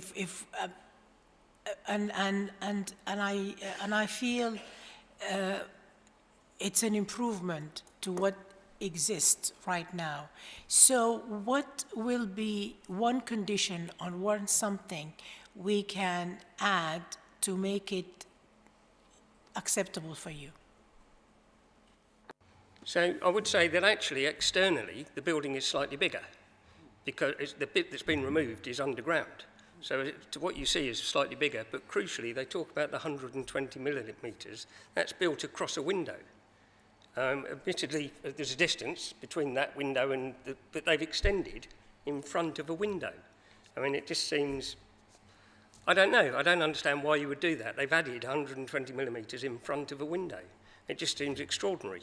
And that's the only real change externally. Yes, they've changed things because the basement's too difficult to build, which we commented on at the last meeting and said that's too difficult to build. I don't know why we're discussing it. It'll never happen. And now we're back 2 years later. But it seems unreasonable to build in front of a window, which is what's happening, and they're already losing huge amounts of light as a result of this, and it destroys the nature of the artist's studio. But we accept we lost that argument last time. But to then extend that, to then try and block the side windows as well, it just seems petty almost. And just to pick that up, if I may pick it up with the applicant, because I think you said in your remarks that it wasn't blocking, and even though there was 120 millimetres more, that it was. Did you say it was set away from that window? I'm not quite sure what the neighbour's window serves, but maybe you can just say how you were comfortable with it. Hi, I'm the architect for the project. So the flank wall, which is directly adjacent to the windows, it doesn't overlap those side windows. We actually set it precisely on the limit where it wouldn't overlap that window. The section that Jordan referred to shows the condition. The thing that may be slightly confusing is the sections cut through the middle of the building, and we have a kind of central bay that's another brick deep in the middle of the elevation. So the window's dashed behind, but we put a note there to try and clarify that we don't overlap that window, and quite deliberately didn't overlap it. Thank you, and I think we'll just pick that up with officers so we get their sort of overall commentary on it. Thank you. Can I just clarify that? I mean, it doesn't overlap the window as in it's not in front of the window, but it's half a metre away from the window. It's built out in front of the window, half a metre away. So it's built across a window. Yes, there's a half a metre gap before you see the side of the building, and that's going up 6 metres. So it robs light, and I mean, not that we see out of that window, it's an obscure glazed window, but it robs light, and obviously it does affect the outlook from that window, which, given it's already losing an awful lot of other light, as I say, seems, and what does it even add? Well, thank you. We'll definitely pick that up with officers. That seems to be, we can't find the common ground between the two of you on that point. Any other questions? Okay. We'll move to questions to officers then. Maybe I can just start with that window question, which is officers have looked at all the plans, how did you assess that it was acceptable? I think we've heard that the BRE guidelines are not affected by the revised external change, but just talk us through where you are on the harm on that, please. Perfect. Yes, thank you. Hopefully we can bring some plans. It might be helpful to show you on the floor plans and elevations. If we can, and if not, if you can look at the proposed ground floor plan. So there is a little bay that is being proposed. As the objective stated, it will be around 0.5 meters away from the boundary wall, and there will be a little step going to the bay. So the existing window at the neighboring property is around this location here. So from the officer's report and their site visit, is their opinion is not going to directly block it. There will be clearly change in terms of the outlook from those windows, but it won't be blocked giving the distance. I would also like to show you the section. This one shows the extent of the bay, and then this will be slightly set back, and there's a window just behind it, which the one we're discussing this evening. And then also, again, this visual, again with the bay window in the middle, and that slightly set back of 0.5 meter away from the boundary. So in terms of the officer's assessment, yes, there will be some impact in terms of the outlook, but in terms of the daylight sunlight, the BRE report that we've got shows compliance from those windows. There is one window serving the door on the first floor, and that one shows that won't comply with the BR guidance, but that is just a secondary door to that room. Hopefully that's clear. Any further questions? Yes, Councillor Idris. I'm just curious, why did you offer them parking when we have a policy, all new built properties don't qualify for parking? Yes, thank you. Very good question. There is a paragraph 6.15 which talks about the parking off-street parking pressure. The material weight has been given to the previous consent, which was made by committee who didn't attach the condition on a legal agreement. So we took the material weight to the previous consent, and we didn't seek to seek any legal agreement or conditions for that. Would that create a precedent? Then maybe new developers in the future expect to have to be allowed parking on that ground? As members know, we make the assessment case by case on its own merit. In this case, we didn't seek any changes to the parking pressure, given the previous consent is quite similar in terms of the situation. Is just a change really to the design and the scope of the proposed work, but in terms of the off-street pressure, there isn't much of a difference between the previously consented scheme. Okay, colleagues, I think we've got the information we need now to come to a conclusion. We know what the fallback position is that's been explained by the applicant, that they've already got something larger in terms of more construction they could build, and officers have given us their assessment of the limited difficulties of this new scheme. So ready to move to vote. Officer recommendation is to grant. Can I see those in favour, please? Okay, and that is granted. Okay, thank you, everyone. 33 Arundel Gardens. Thank you, Chairman. So again, I would like to draw members' attention to the addendum report. There are some further representations being received. This application is being submitted by the RBKC, and the proposal is to install black metal handrail to the front entrance. Members can see the existing proposed block plan. Then we've got the site photograph. The application site is just over here. And then we've got the existing proposed floor plans, again, existing on the top and the proposed on the bottom with the proposed handrail. going across on top of the railings.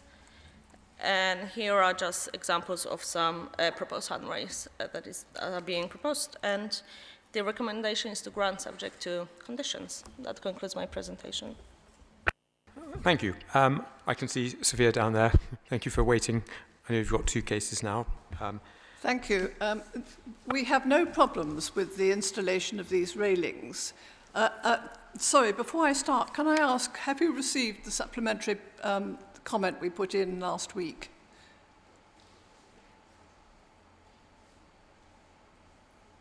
Yeah, please go ahead. You have, right, but well, in that case, you know what I'm going to talk about. As I say, we have no problems with the railings themselves.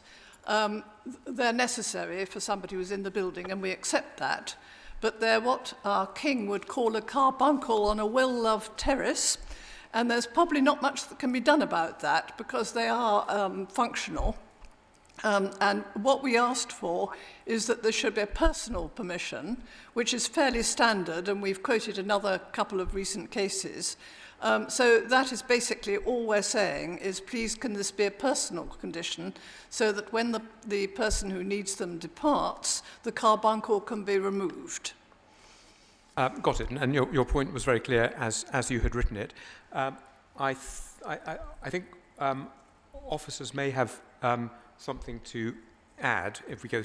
We'll let you do questions first, but I know I know that officers have got something which could meet that concern, and when we can explore it. But questions? Any questions? Right. Okay. Let's go straight to the officer explanation on this, because what I understand is that there's a sort of a reasonably long-standing concern about personal permissions, but there is a way that we can condition for the railings to be removed as soon as they are no longer required for the intended purpose, which will have the same effect, but I think is that's all better. I'm asking, yeah. is that there should be a condition. Yeah. So let's just check with officers now. Is that something? Technically, how it's achieved, I don't know, but I've quoted 2 previous cases where it was achieved through a personal permission. Let's pick that up. Thank you. Thank you. Yes, so following the additional comments that we received yesterday and within the addendum report, I have drafted the wording that it might be suitable for a condition. So if members are of opinion that we should be required, then that's absolutely fine. So the recommended condition wording I would suggest would read: the handrail hereby approved shall be removed when no longer in need and land restored to its former condition. And the reason would be that in granting this permission, the local planning authority has had regard to the special circumstances of this case. Look, I'm awfully sorry, but I didn't really hear. We're into the officer bit now, but this is the officer discussion. So the point we discussed with you. What Julia was saying. Yes. Okay. Sorry. Right. I'm getting very deaf. No, I'm sorry. Yes. Yes, you can turn your microphone off. Then her microphone will be stronger. My understanding is the officer has proposed a condition that we can vote on that would say that those railings to be removed as soon as they're no longer required, and the building to be put back into the state as it was before those railings were there. So it's entirely reversible as soon as the need isn't there anymore. Yeah. Yeah, but yeah. Okay. So on that basis, councillors, are you ready to make a decision? Right. So officer recommendation is to grant. We've heard about the extra wording condition, which will require their removal as long as they're no longer needed. You can see those in favour. Okay, with that condition, that's granted. Thank you very much. We've got 2 here. We've got the advertising consent and the planning consent for Notting Hill Gate.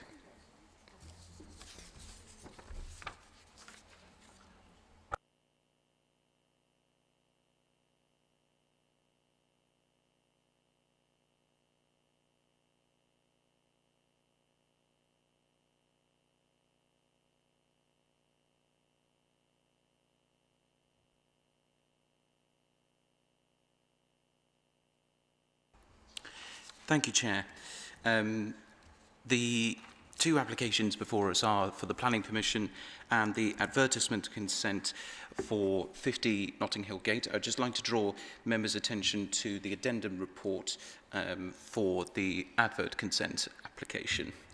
The pair of applications were considered at the Planning Applications Committee on the 10th of June, and it was deferred.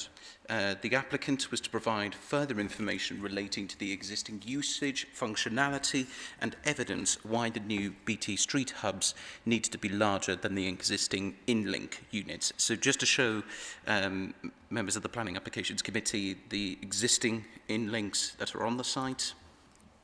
Here are some elevations of the existing and the proposed, and a street plan of the proposed InLink that would be installed. The Planning Applications Committee on the 10th of June were particularly concerned about the size, scale and massing of the proposed BT hub and its potential impact on this part of Notting Hill Gate, particularly the street scene. The applicant has provided the requested information which is included in this evening's pack. The Planning Applications Committee this evening is requested to endorse the original assessment, original report, planning numbers and the recommendation to grant planning permission and listed building consent for the associated permissions. And that concludes my presentation. I think you said listed building consent. Do you mean advertising consent? I do. Yeah, my apologies. Thank you. Good test of me. Thank you. We have an objector, Sophia.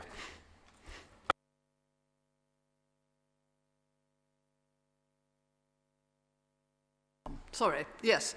I recognise I'm on a losing wicket here, and I think I'm speaking on behalf of the Kensington Society on this one. As far as we can see, we were very interested to see the usage figures, which surprised us, and we fully accept that this cabinet serves a useful purpose. And we also fully accept that the new features may be useful. However, BT haven't really provided any indication as to why they need a larger cabinet. I mean, they waffle on, and we don't think that this is marginal, as they claim. It's really going to be pretty massive, because it'll be a lot wider, to the detriment of the street scene. We refuse to believe that BT could not have done a smaller unit or one of the same size. Tech, after all, these days is very good at miniaturization. As far as we can see, the only reason why they've gone for a bigger screen is to increase the advertising space. I realise that you're pretty well bound to approve this application, and I'm here to let off steam on the behalf of all of the associations who are interested. Letting off steam both at BT for designing cabinets that add to street clutter, as far as we can see, quite unnecessarily. And I'm sorry to say it, the spineless London boroughs who haven't got to get together to refuse them all and force BT to come back with something better. Thank you, Mr. Chairman. Thank you very much. Your points are well made. So, any questions to our objector? No. Okay. I was on the committee, I will say, that did defer, requiring the information, and I will also just summarise the point, the place that I got to, which is, even though all those points are true and the size is there, we, that committee, I think then, couldn't define the harm that would be caused by the device and its positioning in that particular location on a case-by-case basis.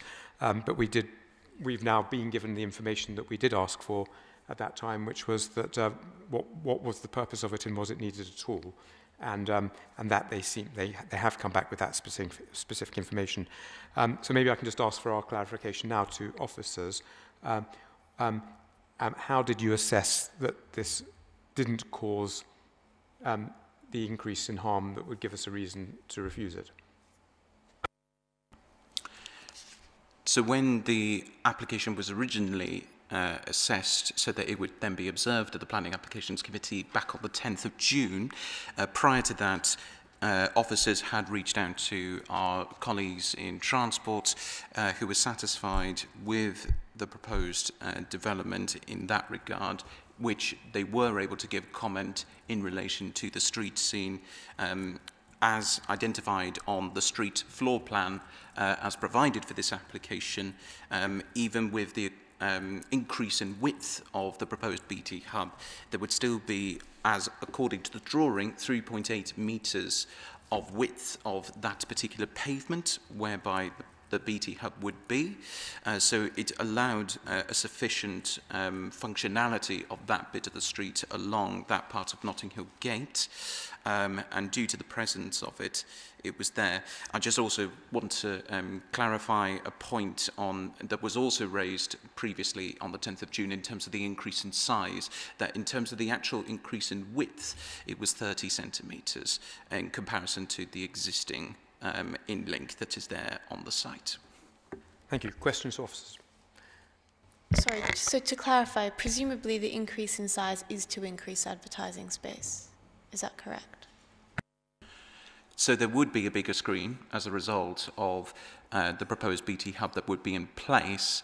The nature of the advertising that would be on there is obviously for BT to manage in that regard. But having said that, there is already an existing case of this in that regard. And is it illuminated, the ad? So the actual screen itself would be illuminated, but nothing else in relation to that apart from, small switches and lights and that kind of thing that would be operated via the mobile telephone device that would be on the BT hub link when you look at it on the side profile from that perspective.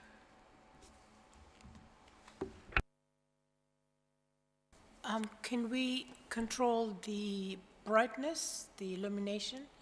Can we ask them, dictate to them? The other hours of the day where it can be reduced. So a condition in relation to brightness, I'm just going to double check the relevant advertising consent on this, Councillor.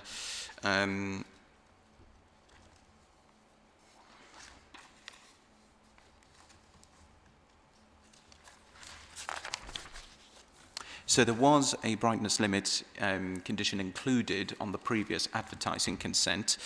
This is condition 7, and the condition reads as the intensity of the illumination of the advertising unit and display permitted by this advert consent shall be no greater than 280 CD/square meters at night, and the panel shall be fitted with a light sensor designed to adjust the brightness to changes in ambient light levels. And I would also just point out that that condition was included on the other BT Hub applications that recently came in for assessment. It's on it, though. Can we, sorry? It's on it in condition, it's on this one in condition 7. Yes, yeah. In relation to the advertising consent in particular. Okay. There isn't a brightness condition attached to the planning application. Okay, and what about hours? Hours of illumination? Do we have any restriction on that, or is it?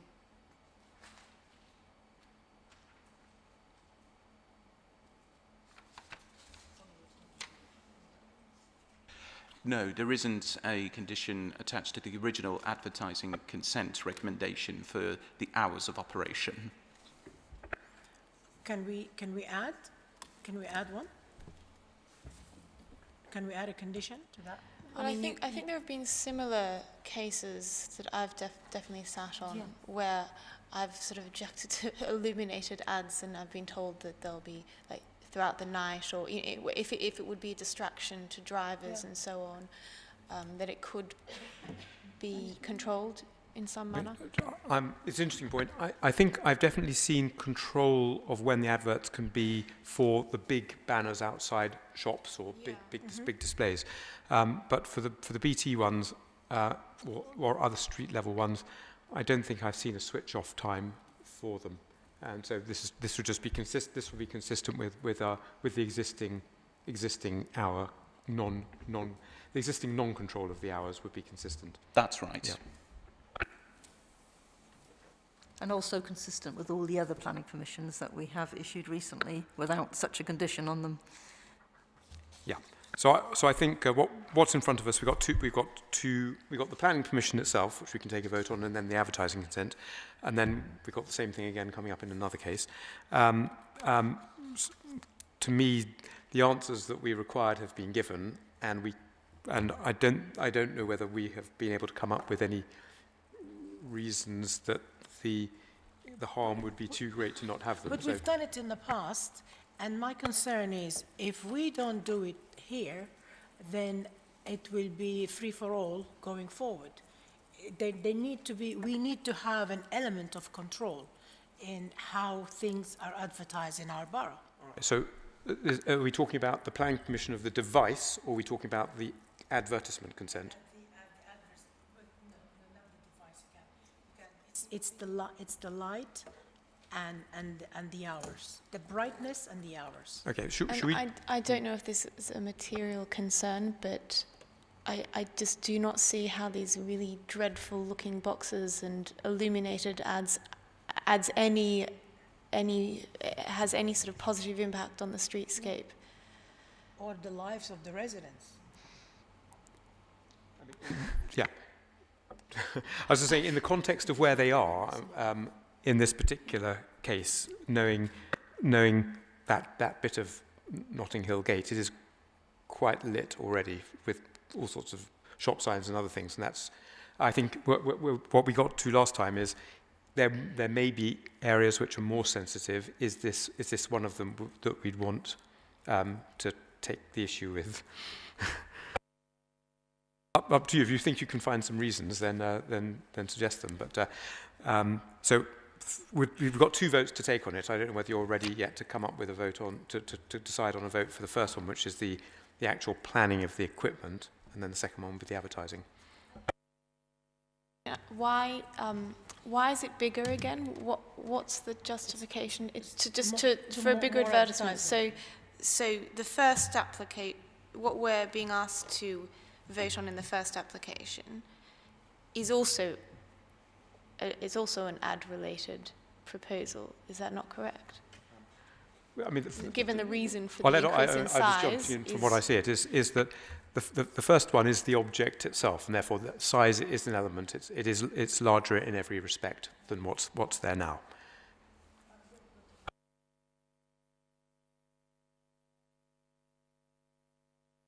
And that would clearly be the reason, because you can get it in a mobile phone size if you wanted to have all the same functionality. Yeah. Okay.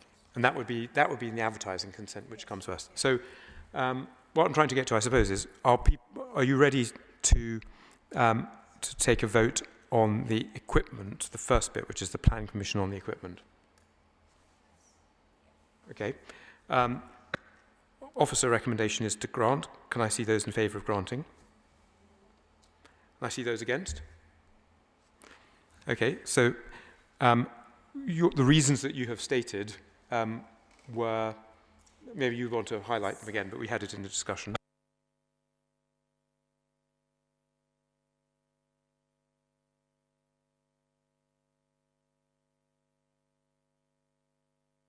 In the advertising consent. And so what your concern is the impact on the amenity of residents. Exactly. Is that right?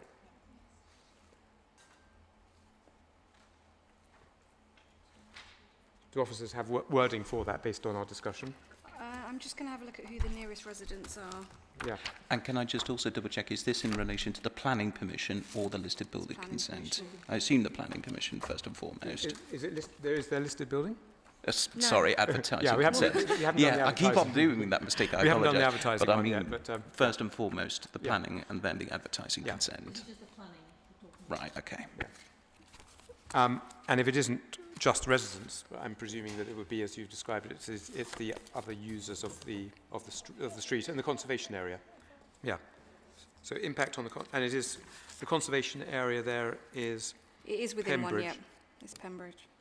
So just in terms of residents then, is it just you want to be quite general with that? This is outside where you've got retail uses at ground floor. You may have some residential above. And then opposite is retail with resi. So we've got in it, which is acceptable with regards to its impact, this is in 1.2, of living conditions of the surrounding neighbours, and also the setting of the Pembridge Conservation Area. Is it both of those that you're, yeah? I think given that, I understand what you're saying, I think given that this is a replacement, albeit it's larger, I think you have to be very clear about what it is about the replacement that is harmful. So it is the increased size. But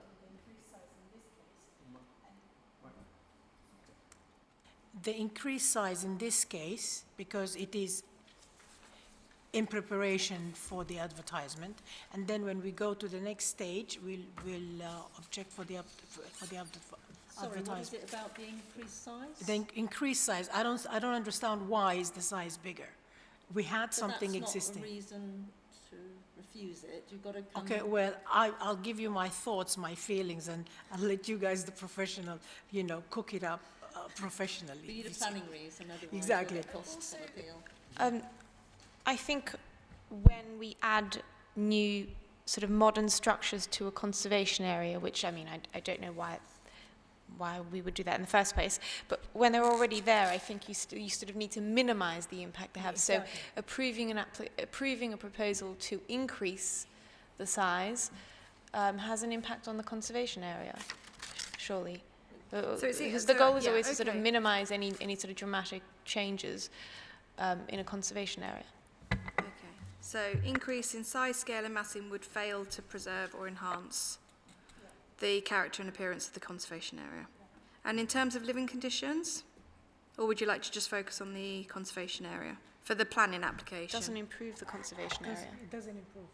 Yeah, so I think my colleagues agree with with the wording that you've put forward, which was for them expressing their concerns about the impact on the conservation area more than the living conditions, due to the increase in bulk and size.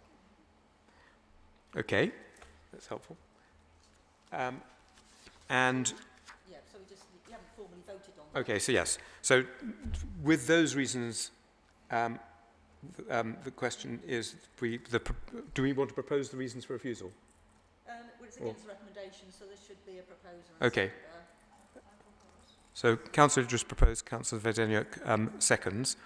With the reasons that have been discussed and stated, those in favour of the recommendation to refuse on those grounds?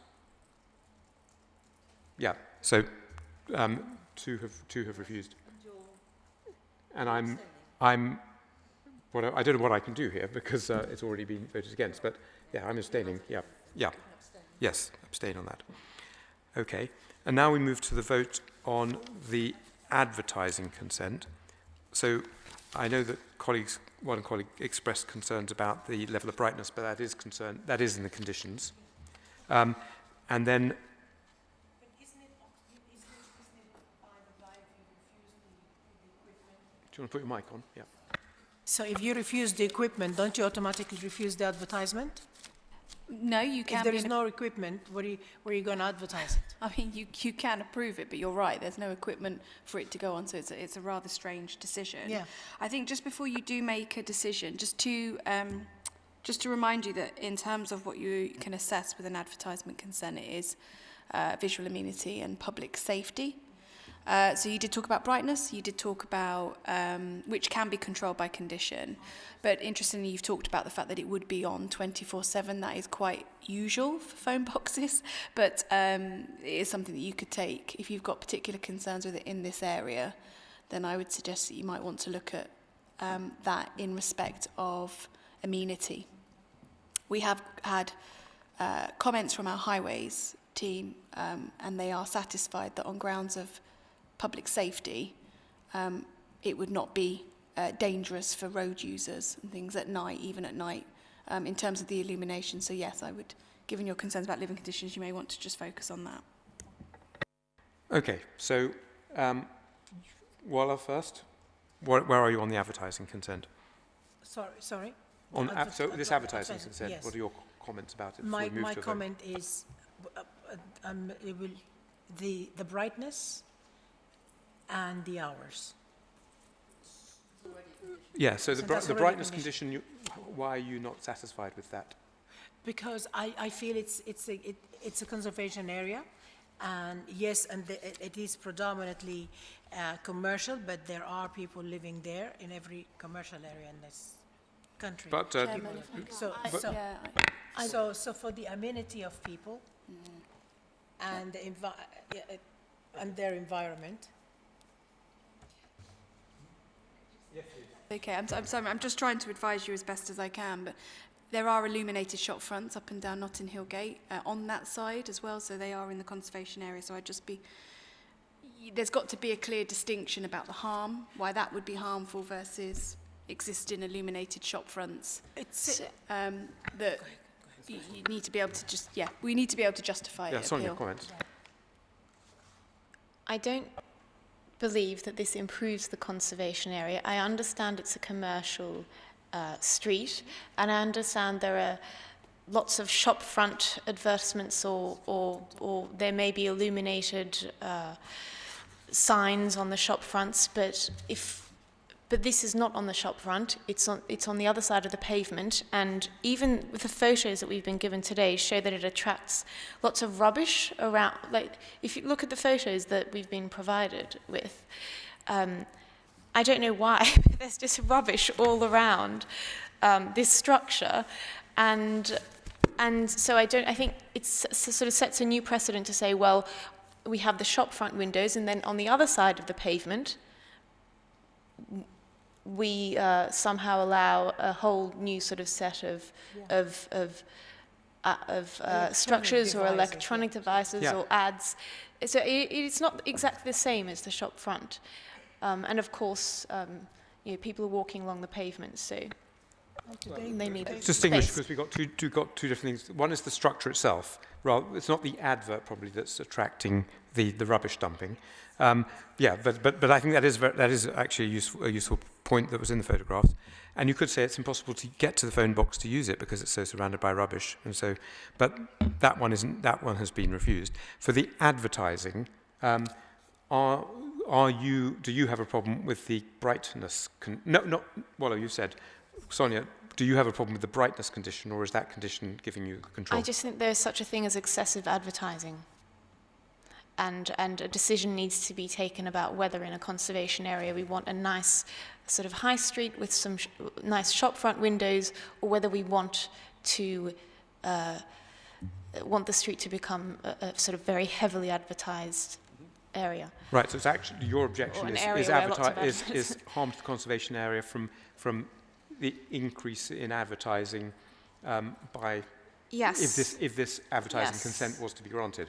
Because now there's nothing for it to go on anyway. Particularly illuminated advertising. And potentially attracting more advertising. If you have BT today, tomorrow it will be Virgin, the next day. But most adverts are there, even if they're not illuminated at night. They're still there. So it won't get covered up. I'm just trying to get to where your reasons. There's an issue with brightness. We just need to know what's up with the current condition 7. In what way could it be, is it not sufficient? But you can only refuse an advert consent application on public safety, and there isn't any grounds to do that, or visual amenity. So you'd have to concentrate on the visual amenity. So you just have to be clear why you're refusing this. Amenity, i.e. aesthetically unpleasing. Yeah, it's unpleasant to look at, and it gathers all sorts of the structure is. We don't need to talk about the structure. On the advertising now. Yeah. Well, advertising. So it is not adding anything to the conservation area. The advertisement. So as it is a replacement BT hub, I mean, you can see on the plans in front of you, existing and proposed front elevation, yes, it's bigger and the advert is bigger. I would suggest that, given your discussions this evening, and it is likely that this will be appealed, that we focus on the constant illumination of the increased sign in terms of its size, and that would fail to preserve or enhance the conservation area. Yeah. That's quite clear. So, We haven't actually taken any votes yet. So yes, correct. On the recommendation. Yeah. So the recommendation is to grant advertising consent. Can I see those in favour? And those against? And so now we know it's going to be refused. We've got the reasons that we've been discussing, which is harm to visual amenity by the size and by the constant illumination. There's the wording. Yes, just need the proposer. Right, proposer for the Sonia and seconder Walla. Okay. So the vote now is to is for who is to vote in favour of the recommendation, which is to refuse on the basis of visual amenity that we discussed. Can I see those in favour of the vote to refuse? Okay. All right.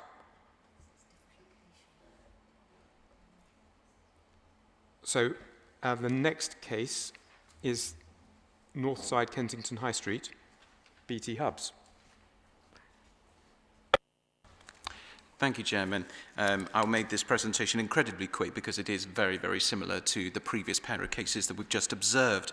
Again, the pair of applications, the planning application and the list of the advertising consent, my apologies, were deferred previously on the 10th of June, and the Planning Applications Committee raised the concerns as previously stated, and the applicant provided the information that the Planning Applications Committee wanted to seek, which was in relation to the existing data usage, functionality, and evidence for the new street hub needing to be larger, and the Planning Applications Committee were concerned about the size, scale and massing of this element and its impact on Kensington High Street, particularly the street scene. Again, the Planning Applications Committee this evening are requested to endorse the original assessment, original report, planning numbers and the recommendation, and that concludes my presentation. Thank you. Just looking at the diagram and the images that are being given to us, question to officers, how do you assess the impact of this in terms of this particular location? There do seem to be, just around it, I can see Troy Court behind, there seem to be a lot of people, which I believe is a residential block. There are a lot of windows that face this, this advertisement, and I don't see actually any illuminated shop fronts. The pavement is wide, but you know, there could be a concern. This is a conservation area as well here, isn't it? Just check which conservation. Yes, it would be the Kensington Conservation Area in particular. Right, so we've got Kensington Conservation Area.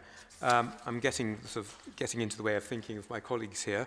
Do you have any comments about the structure itself, its size and its location, and its impact on the conservation area? I just think any addition to a conservation area should enhance the conservation area, and I don't see how this does. Yeah. So it's looking like my colleagues are saying this fails to preserve and enhance conservation area by means of its size, design, whatever. Yes, we'd have to go.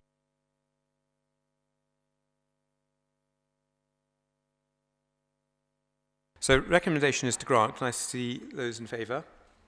None. Okay, so on the basis of that isn't going anywhere, let's think about the reasons for refusal, and then we can.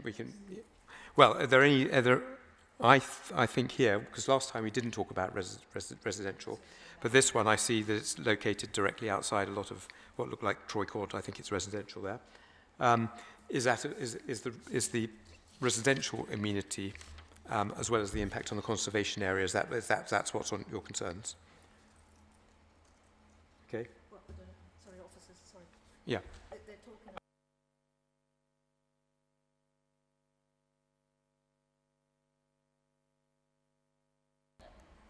Yes, absolutely. But it would be forming two separate reasons for refusal. I'd like to have a proposer and a seconder for the vote to refuse. Okay. Proposed from Sonia, seconded by Councillor Waller. All right. So with those reasons, which officers have noted down, see those in favour of the recommendation to refuse.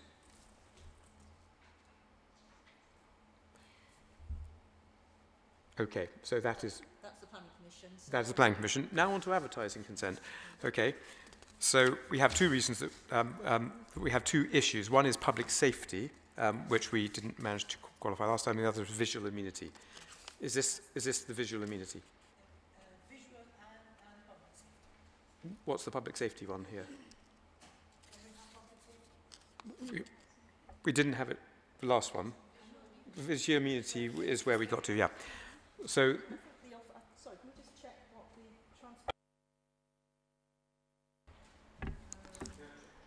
No objection. It was a similar conclusion reached for this pair as it was for the two previous pairs of applications.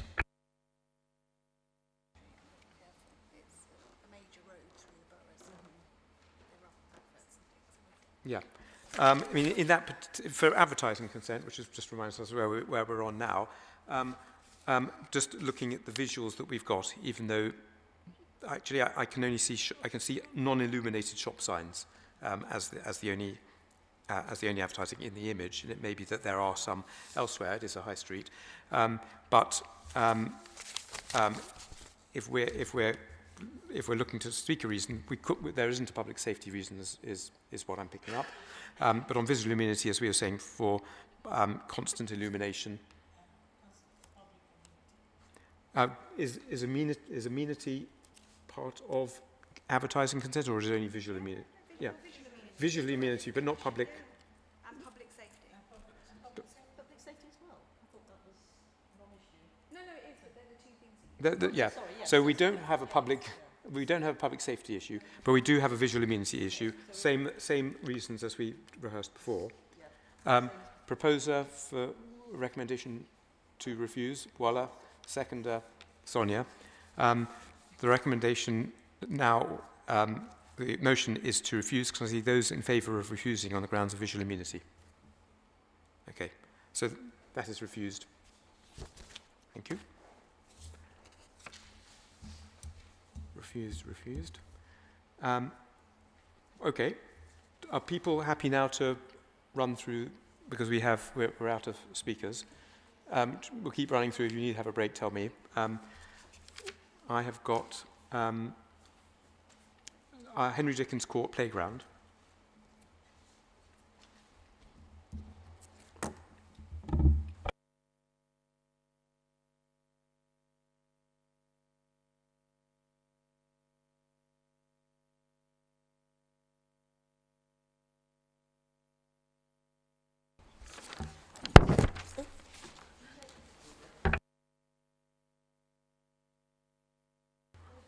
We carry on. Yeah. Thank you, Chairman. So this application seeks planning permission for an advertisement consent for refurbishment of existing ball court into a football foundation play zone. The application has been submitted by RBKC. I would like to draw members' attention to the addendum report, the further representation that's been received. In addition, unfortunately, the proposed plans that members got within your pack, it was the originally submitted one. Officers sought some revisions to the scheme to reduce number of advertisements proposed. So as part of my presentation, I will show the up-to-date plan to members. Sorry, can we have a plans? Thank you.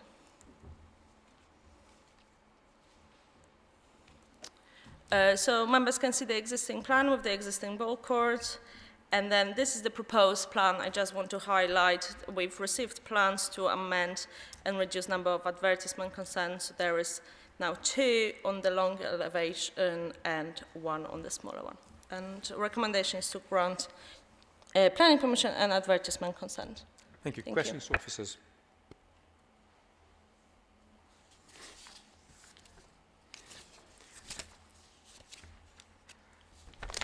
And obviously we have 2 applications. The first is the planning and the second is the advertising.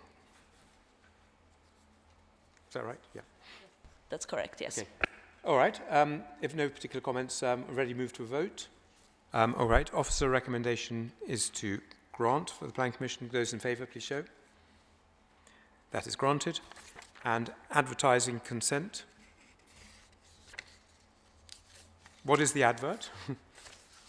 Is the signage on the fence? It's signage of the... On the place, itself. Yes. Yeah. It's just an illuminated sign. There's no illumination for the sign, just the posters. Right, there's a non-illuminated sign for the facility itself. That's correct, yes. Okay. Right, any comments on that? Okay. Those officer recommendations to grant, those in favour, please show. That is granted. Okay. Case flat A, 9 Ledbury Mews. Yes, perfect, thank you. So this is a retrospective planning permission for alterations to the roof to alter some existing roof lights and replace them.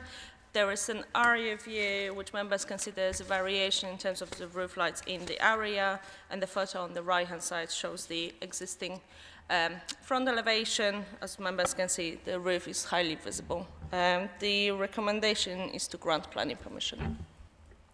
Okay, now I'm just commenting on this. This is for sort of a difference in the roof lights, and from the image that we had up there, and we put it in our packs as well, there is a lot of fenestration at roof level in the area of all different shapes and sizes. Yes, that's correct. There's quite a lot. Got to its point. Okay. Okay. Comments from? No questions from councillors. Okay. Happy to move to a vote. Officer's recommendation is to grant. Can I see those in favour? Okay. That is Ledbury Mews granted. Next case is Town Hall. Thank you. That's me again. Again, I would like to draw members' attention to addendum report. RBKC is the applicant. Planning permission is sought for changes to existing roof light located at the front of the town hall along Holland Street. Planning permission is recommended to be granted subject to conditions. Thank you. Any questions to officers? Okay. I think we're ready to move to a vote. Officer recommendation is to grant. Can I see those in favour? That is granted. Addison Avenue. Thank you. Again, I would like to draw members' attention to the addendum.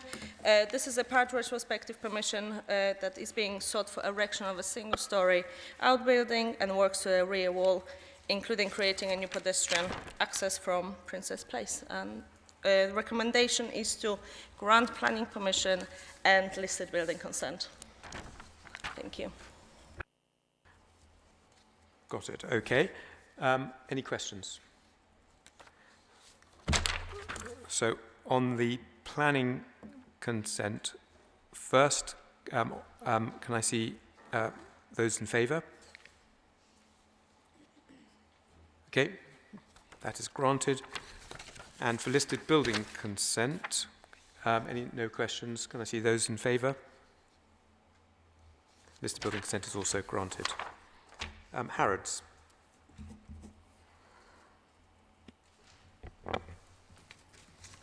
Thank you, Chairman. Before members this evening is an advertisement consent application for the installation of an illuminated scaffold wrapped to Hans Crescent facade of Harrods.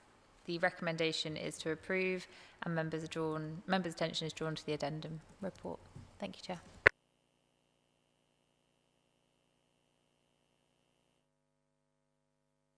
And is this for, what did you mention the time period that this is up for?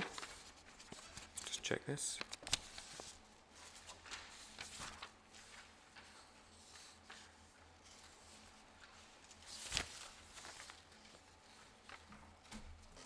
Yes, Chairman. So there is condition 6, which is the advertisement shall be retained for a limited period only until the 31st of May 2026. Condition, just so we got it. And what was the date again? 31st of May 2026. May 26. So that is that is time limited. Yeah. All right. Any questions? Okay. Recommendation is to grant. Can I see those in favour? That is granted. 5 Sloane Building. Thank you, Chairman. Before you this evening is an application within the garden of Apartment 5 Sloane Building. It's for the erection of a single-storey outbuilding located within the rear garden, to be timber built and has a sedum roof. That concludes my presentation, and the application is to grant permission for planning. Thank you. I was just looking at it. Can I just check that this is drainage compliant? I know it's got a sedum roof, which may help, but there was some, what looks like as a reduction in lawn or increase in hard standing. Whether you've looked into that part? Yes, I've had a look into this, and we consider that the inclusion of the green sedum roof would be sufficient to balance any other improvements to the permeable paving of the garden area, and therefore it wouldn't be proportionate for us to add a SUDS condition in this instance. Thank you. Any questions? Did you ask about drainage? Yes. Yes, okay.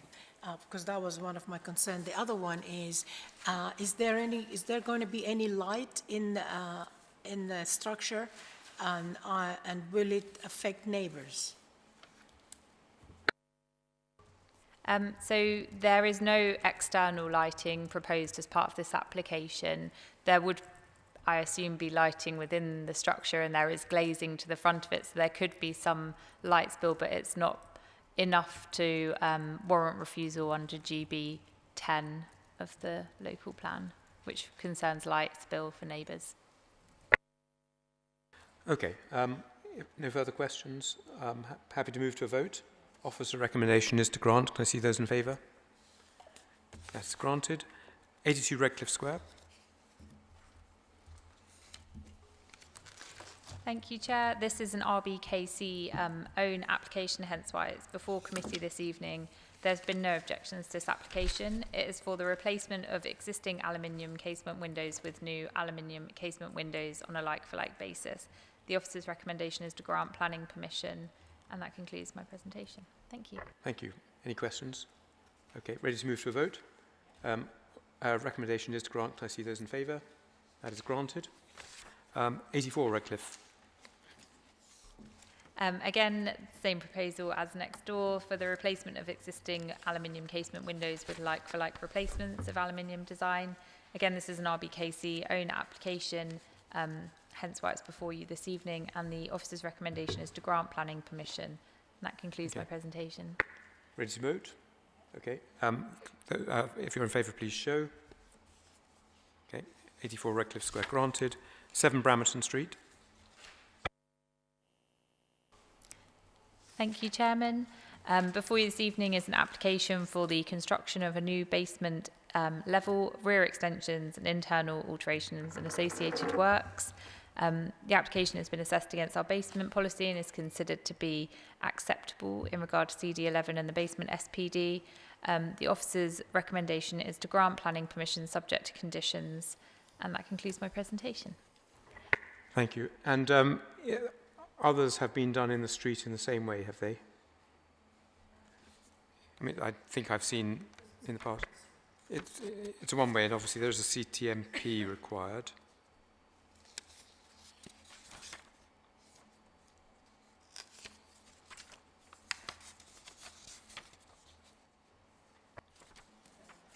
Did you want me to come back on that point?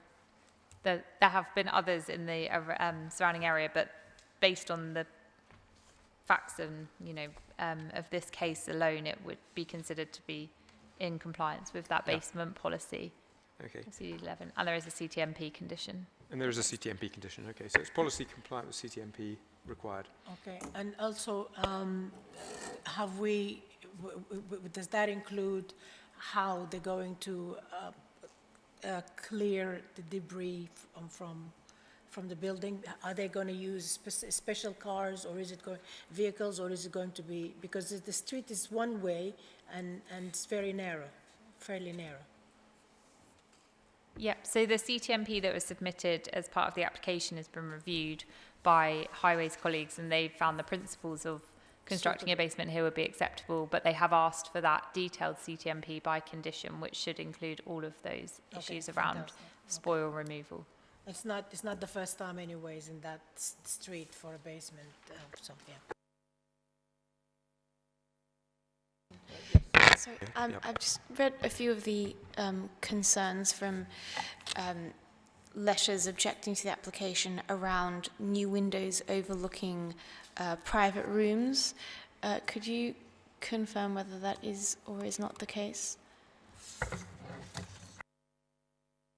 So the officer's report has made an assessment of living conditions and impacts to neighbouring properties, and they've found that there would not be a harmful or detrimental level of overlooking by the new fenestration that's been proposed on the rear extension, if that's what you're, if the rear extension is what you were concerned about.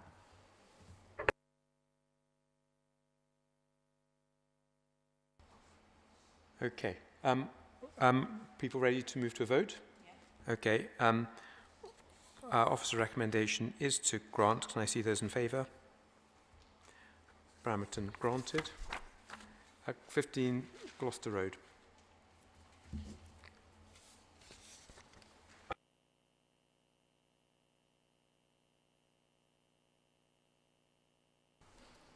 Thank you, Chairman. So before you this evening is another advert application for the installation of a scaffold shroud screen, which also includes an advert as detailed within the application, drawings within your pack. Officer's recommendation is to grant consent of the advertisement, and that concludes my presentation. Thank you. And I think this is existing already, so it's just being extended because the works are extended. Just want to check, just to see the date that it's going on until. Or when's the, just make sure there's the time limit is in there.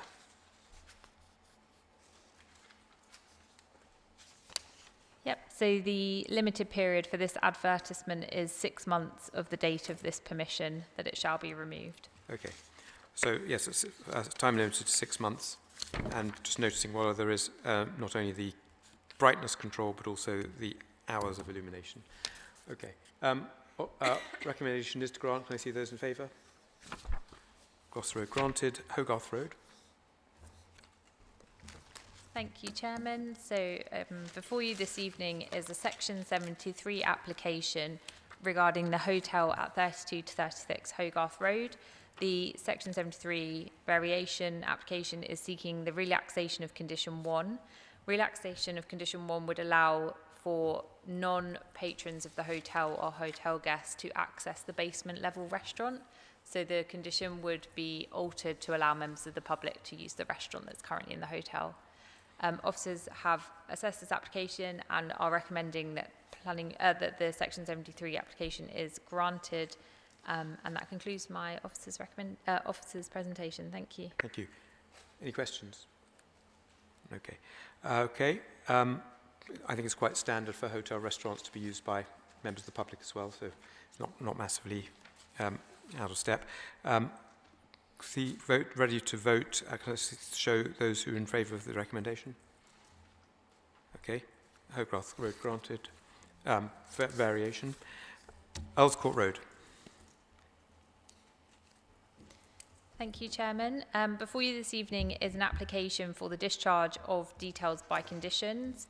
There is a helpful table on the screen as this application is a split decision. So officers are recommending the approval of conditions 8, 11, 16, 18, 19, 20, 21 and 23.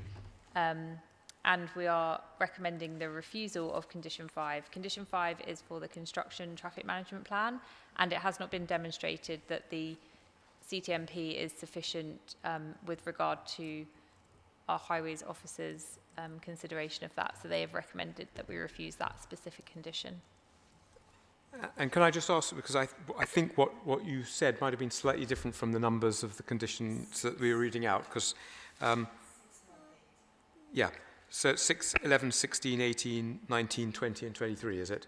Those are the ones as in the report. I believe so. I think I said 16 Okay, I twice may have heard instead of differently, 6. but we just... Actually, with 6, 11, 16, 18, 19, 20, 21 and 23. Yeah, that's what we were checking, what we're approving.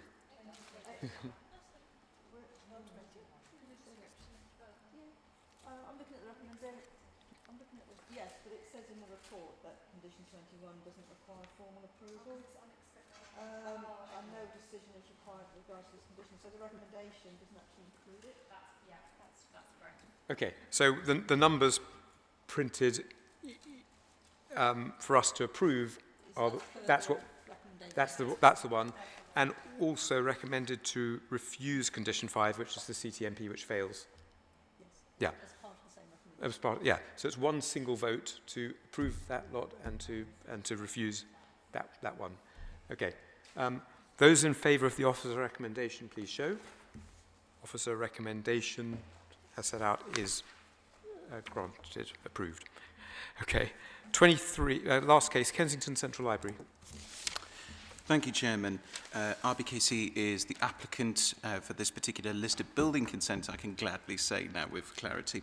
The Central Library is a Grade 2 star listed building. The proposal is the installation of a single doorway in the basement level. There is limited impact on the surviving historic fabric and will preserve the historic floor plan of this basement level. The listed building consent would preserve the significance of this Grade 2 star listed building. The recommendation is to grant listed building consent with the recommended conditions, and that concludes my officer's presentation.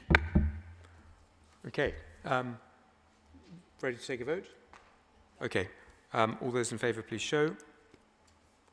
That application is granted. And that, as far as I can see, concludes the business of this meeting. Thank you very much, everybody. Thank you.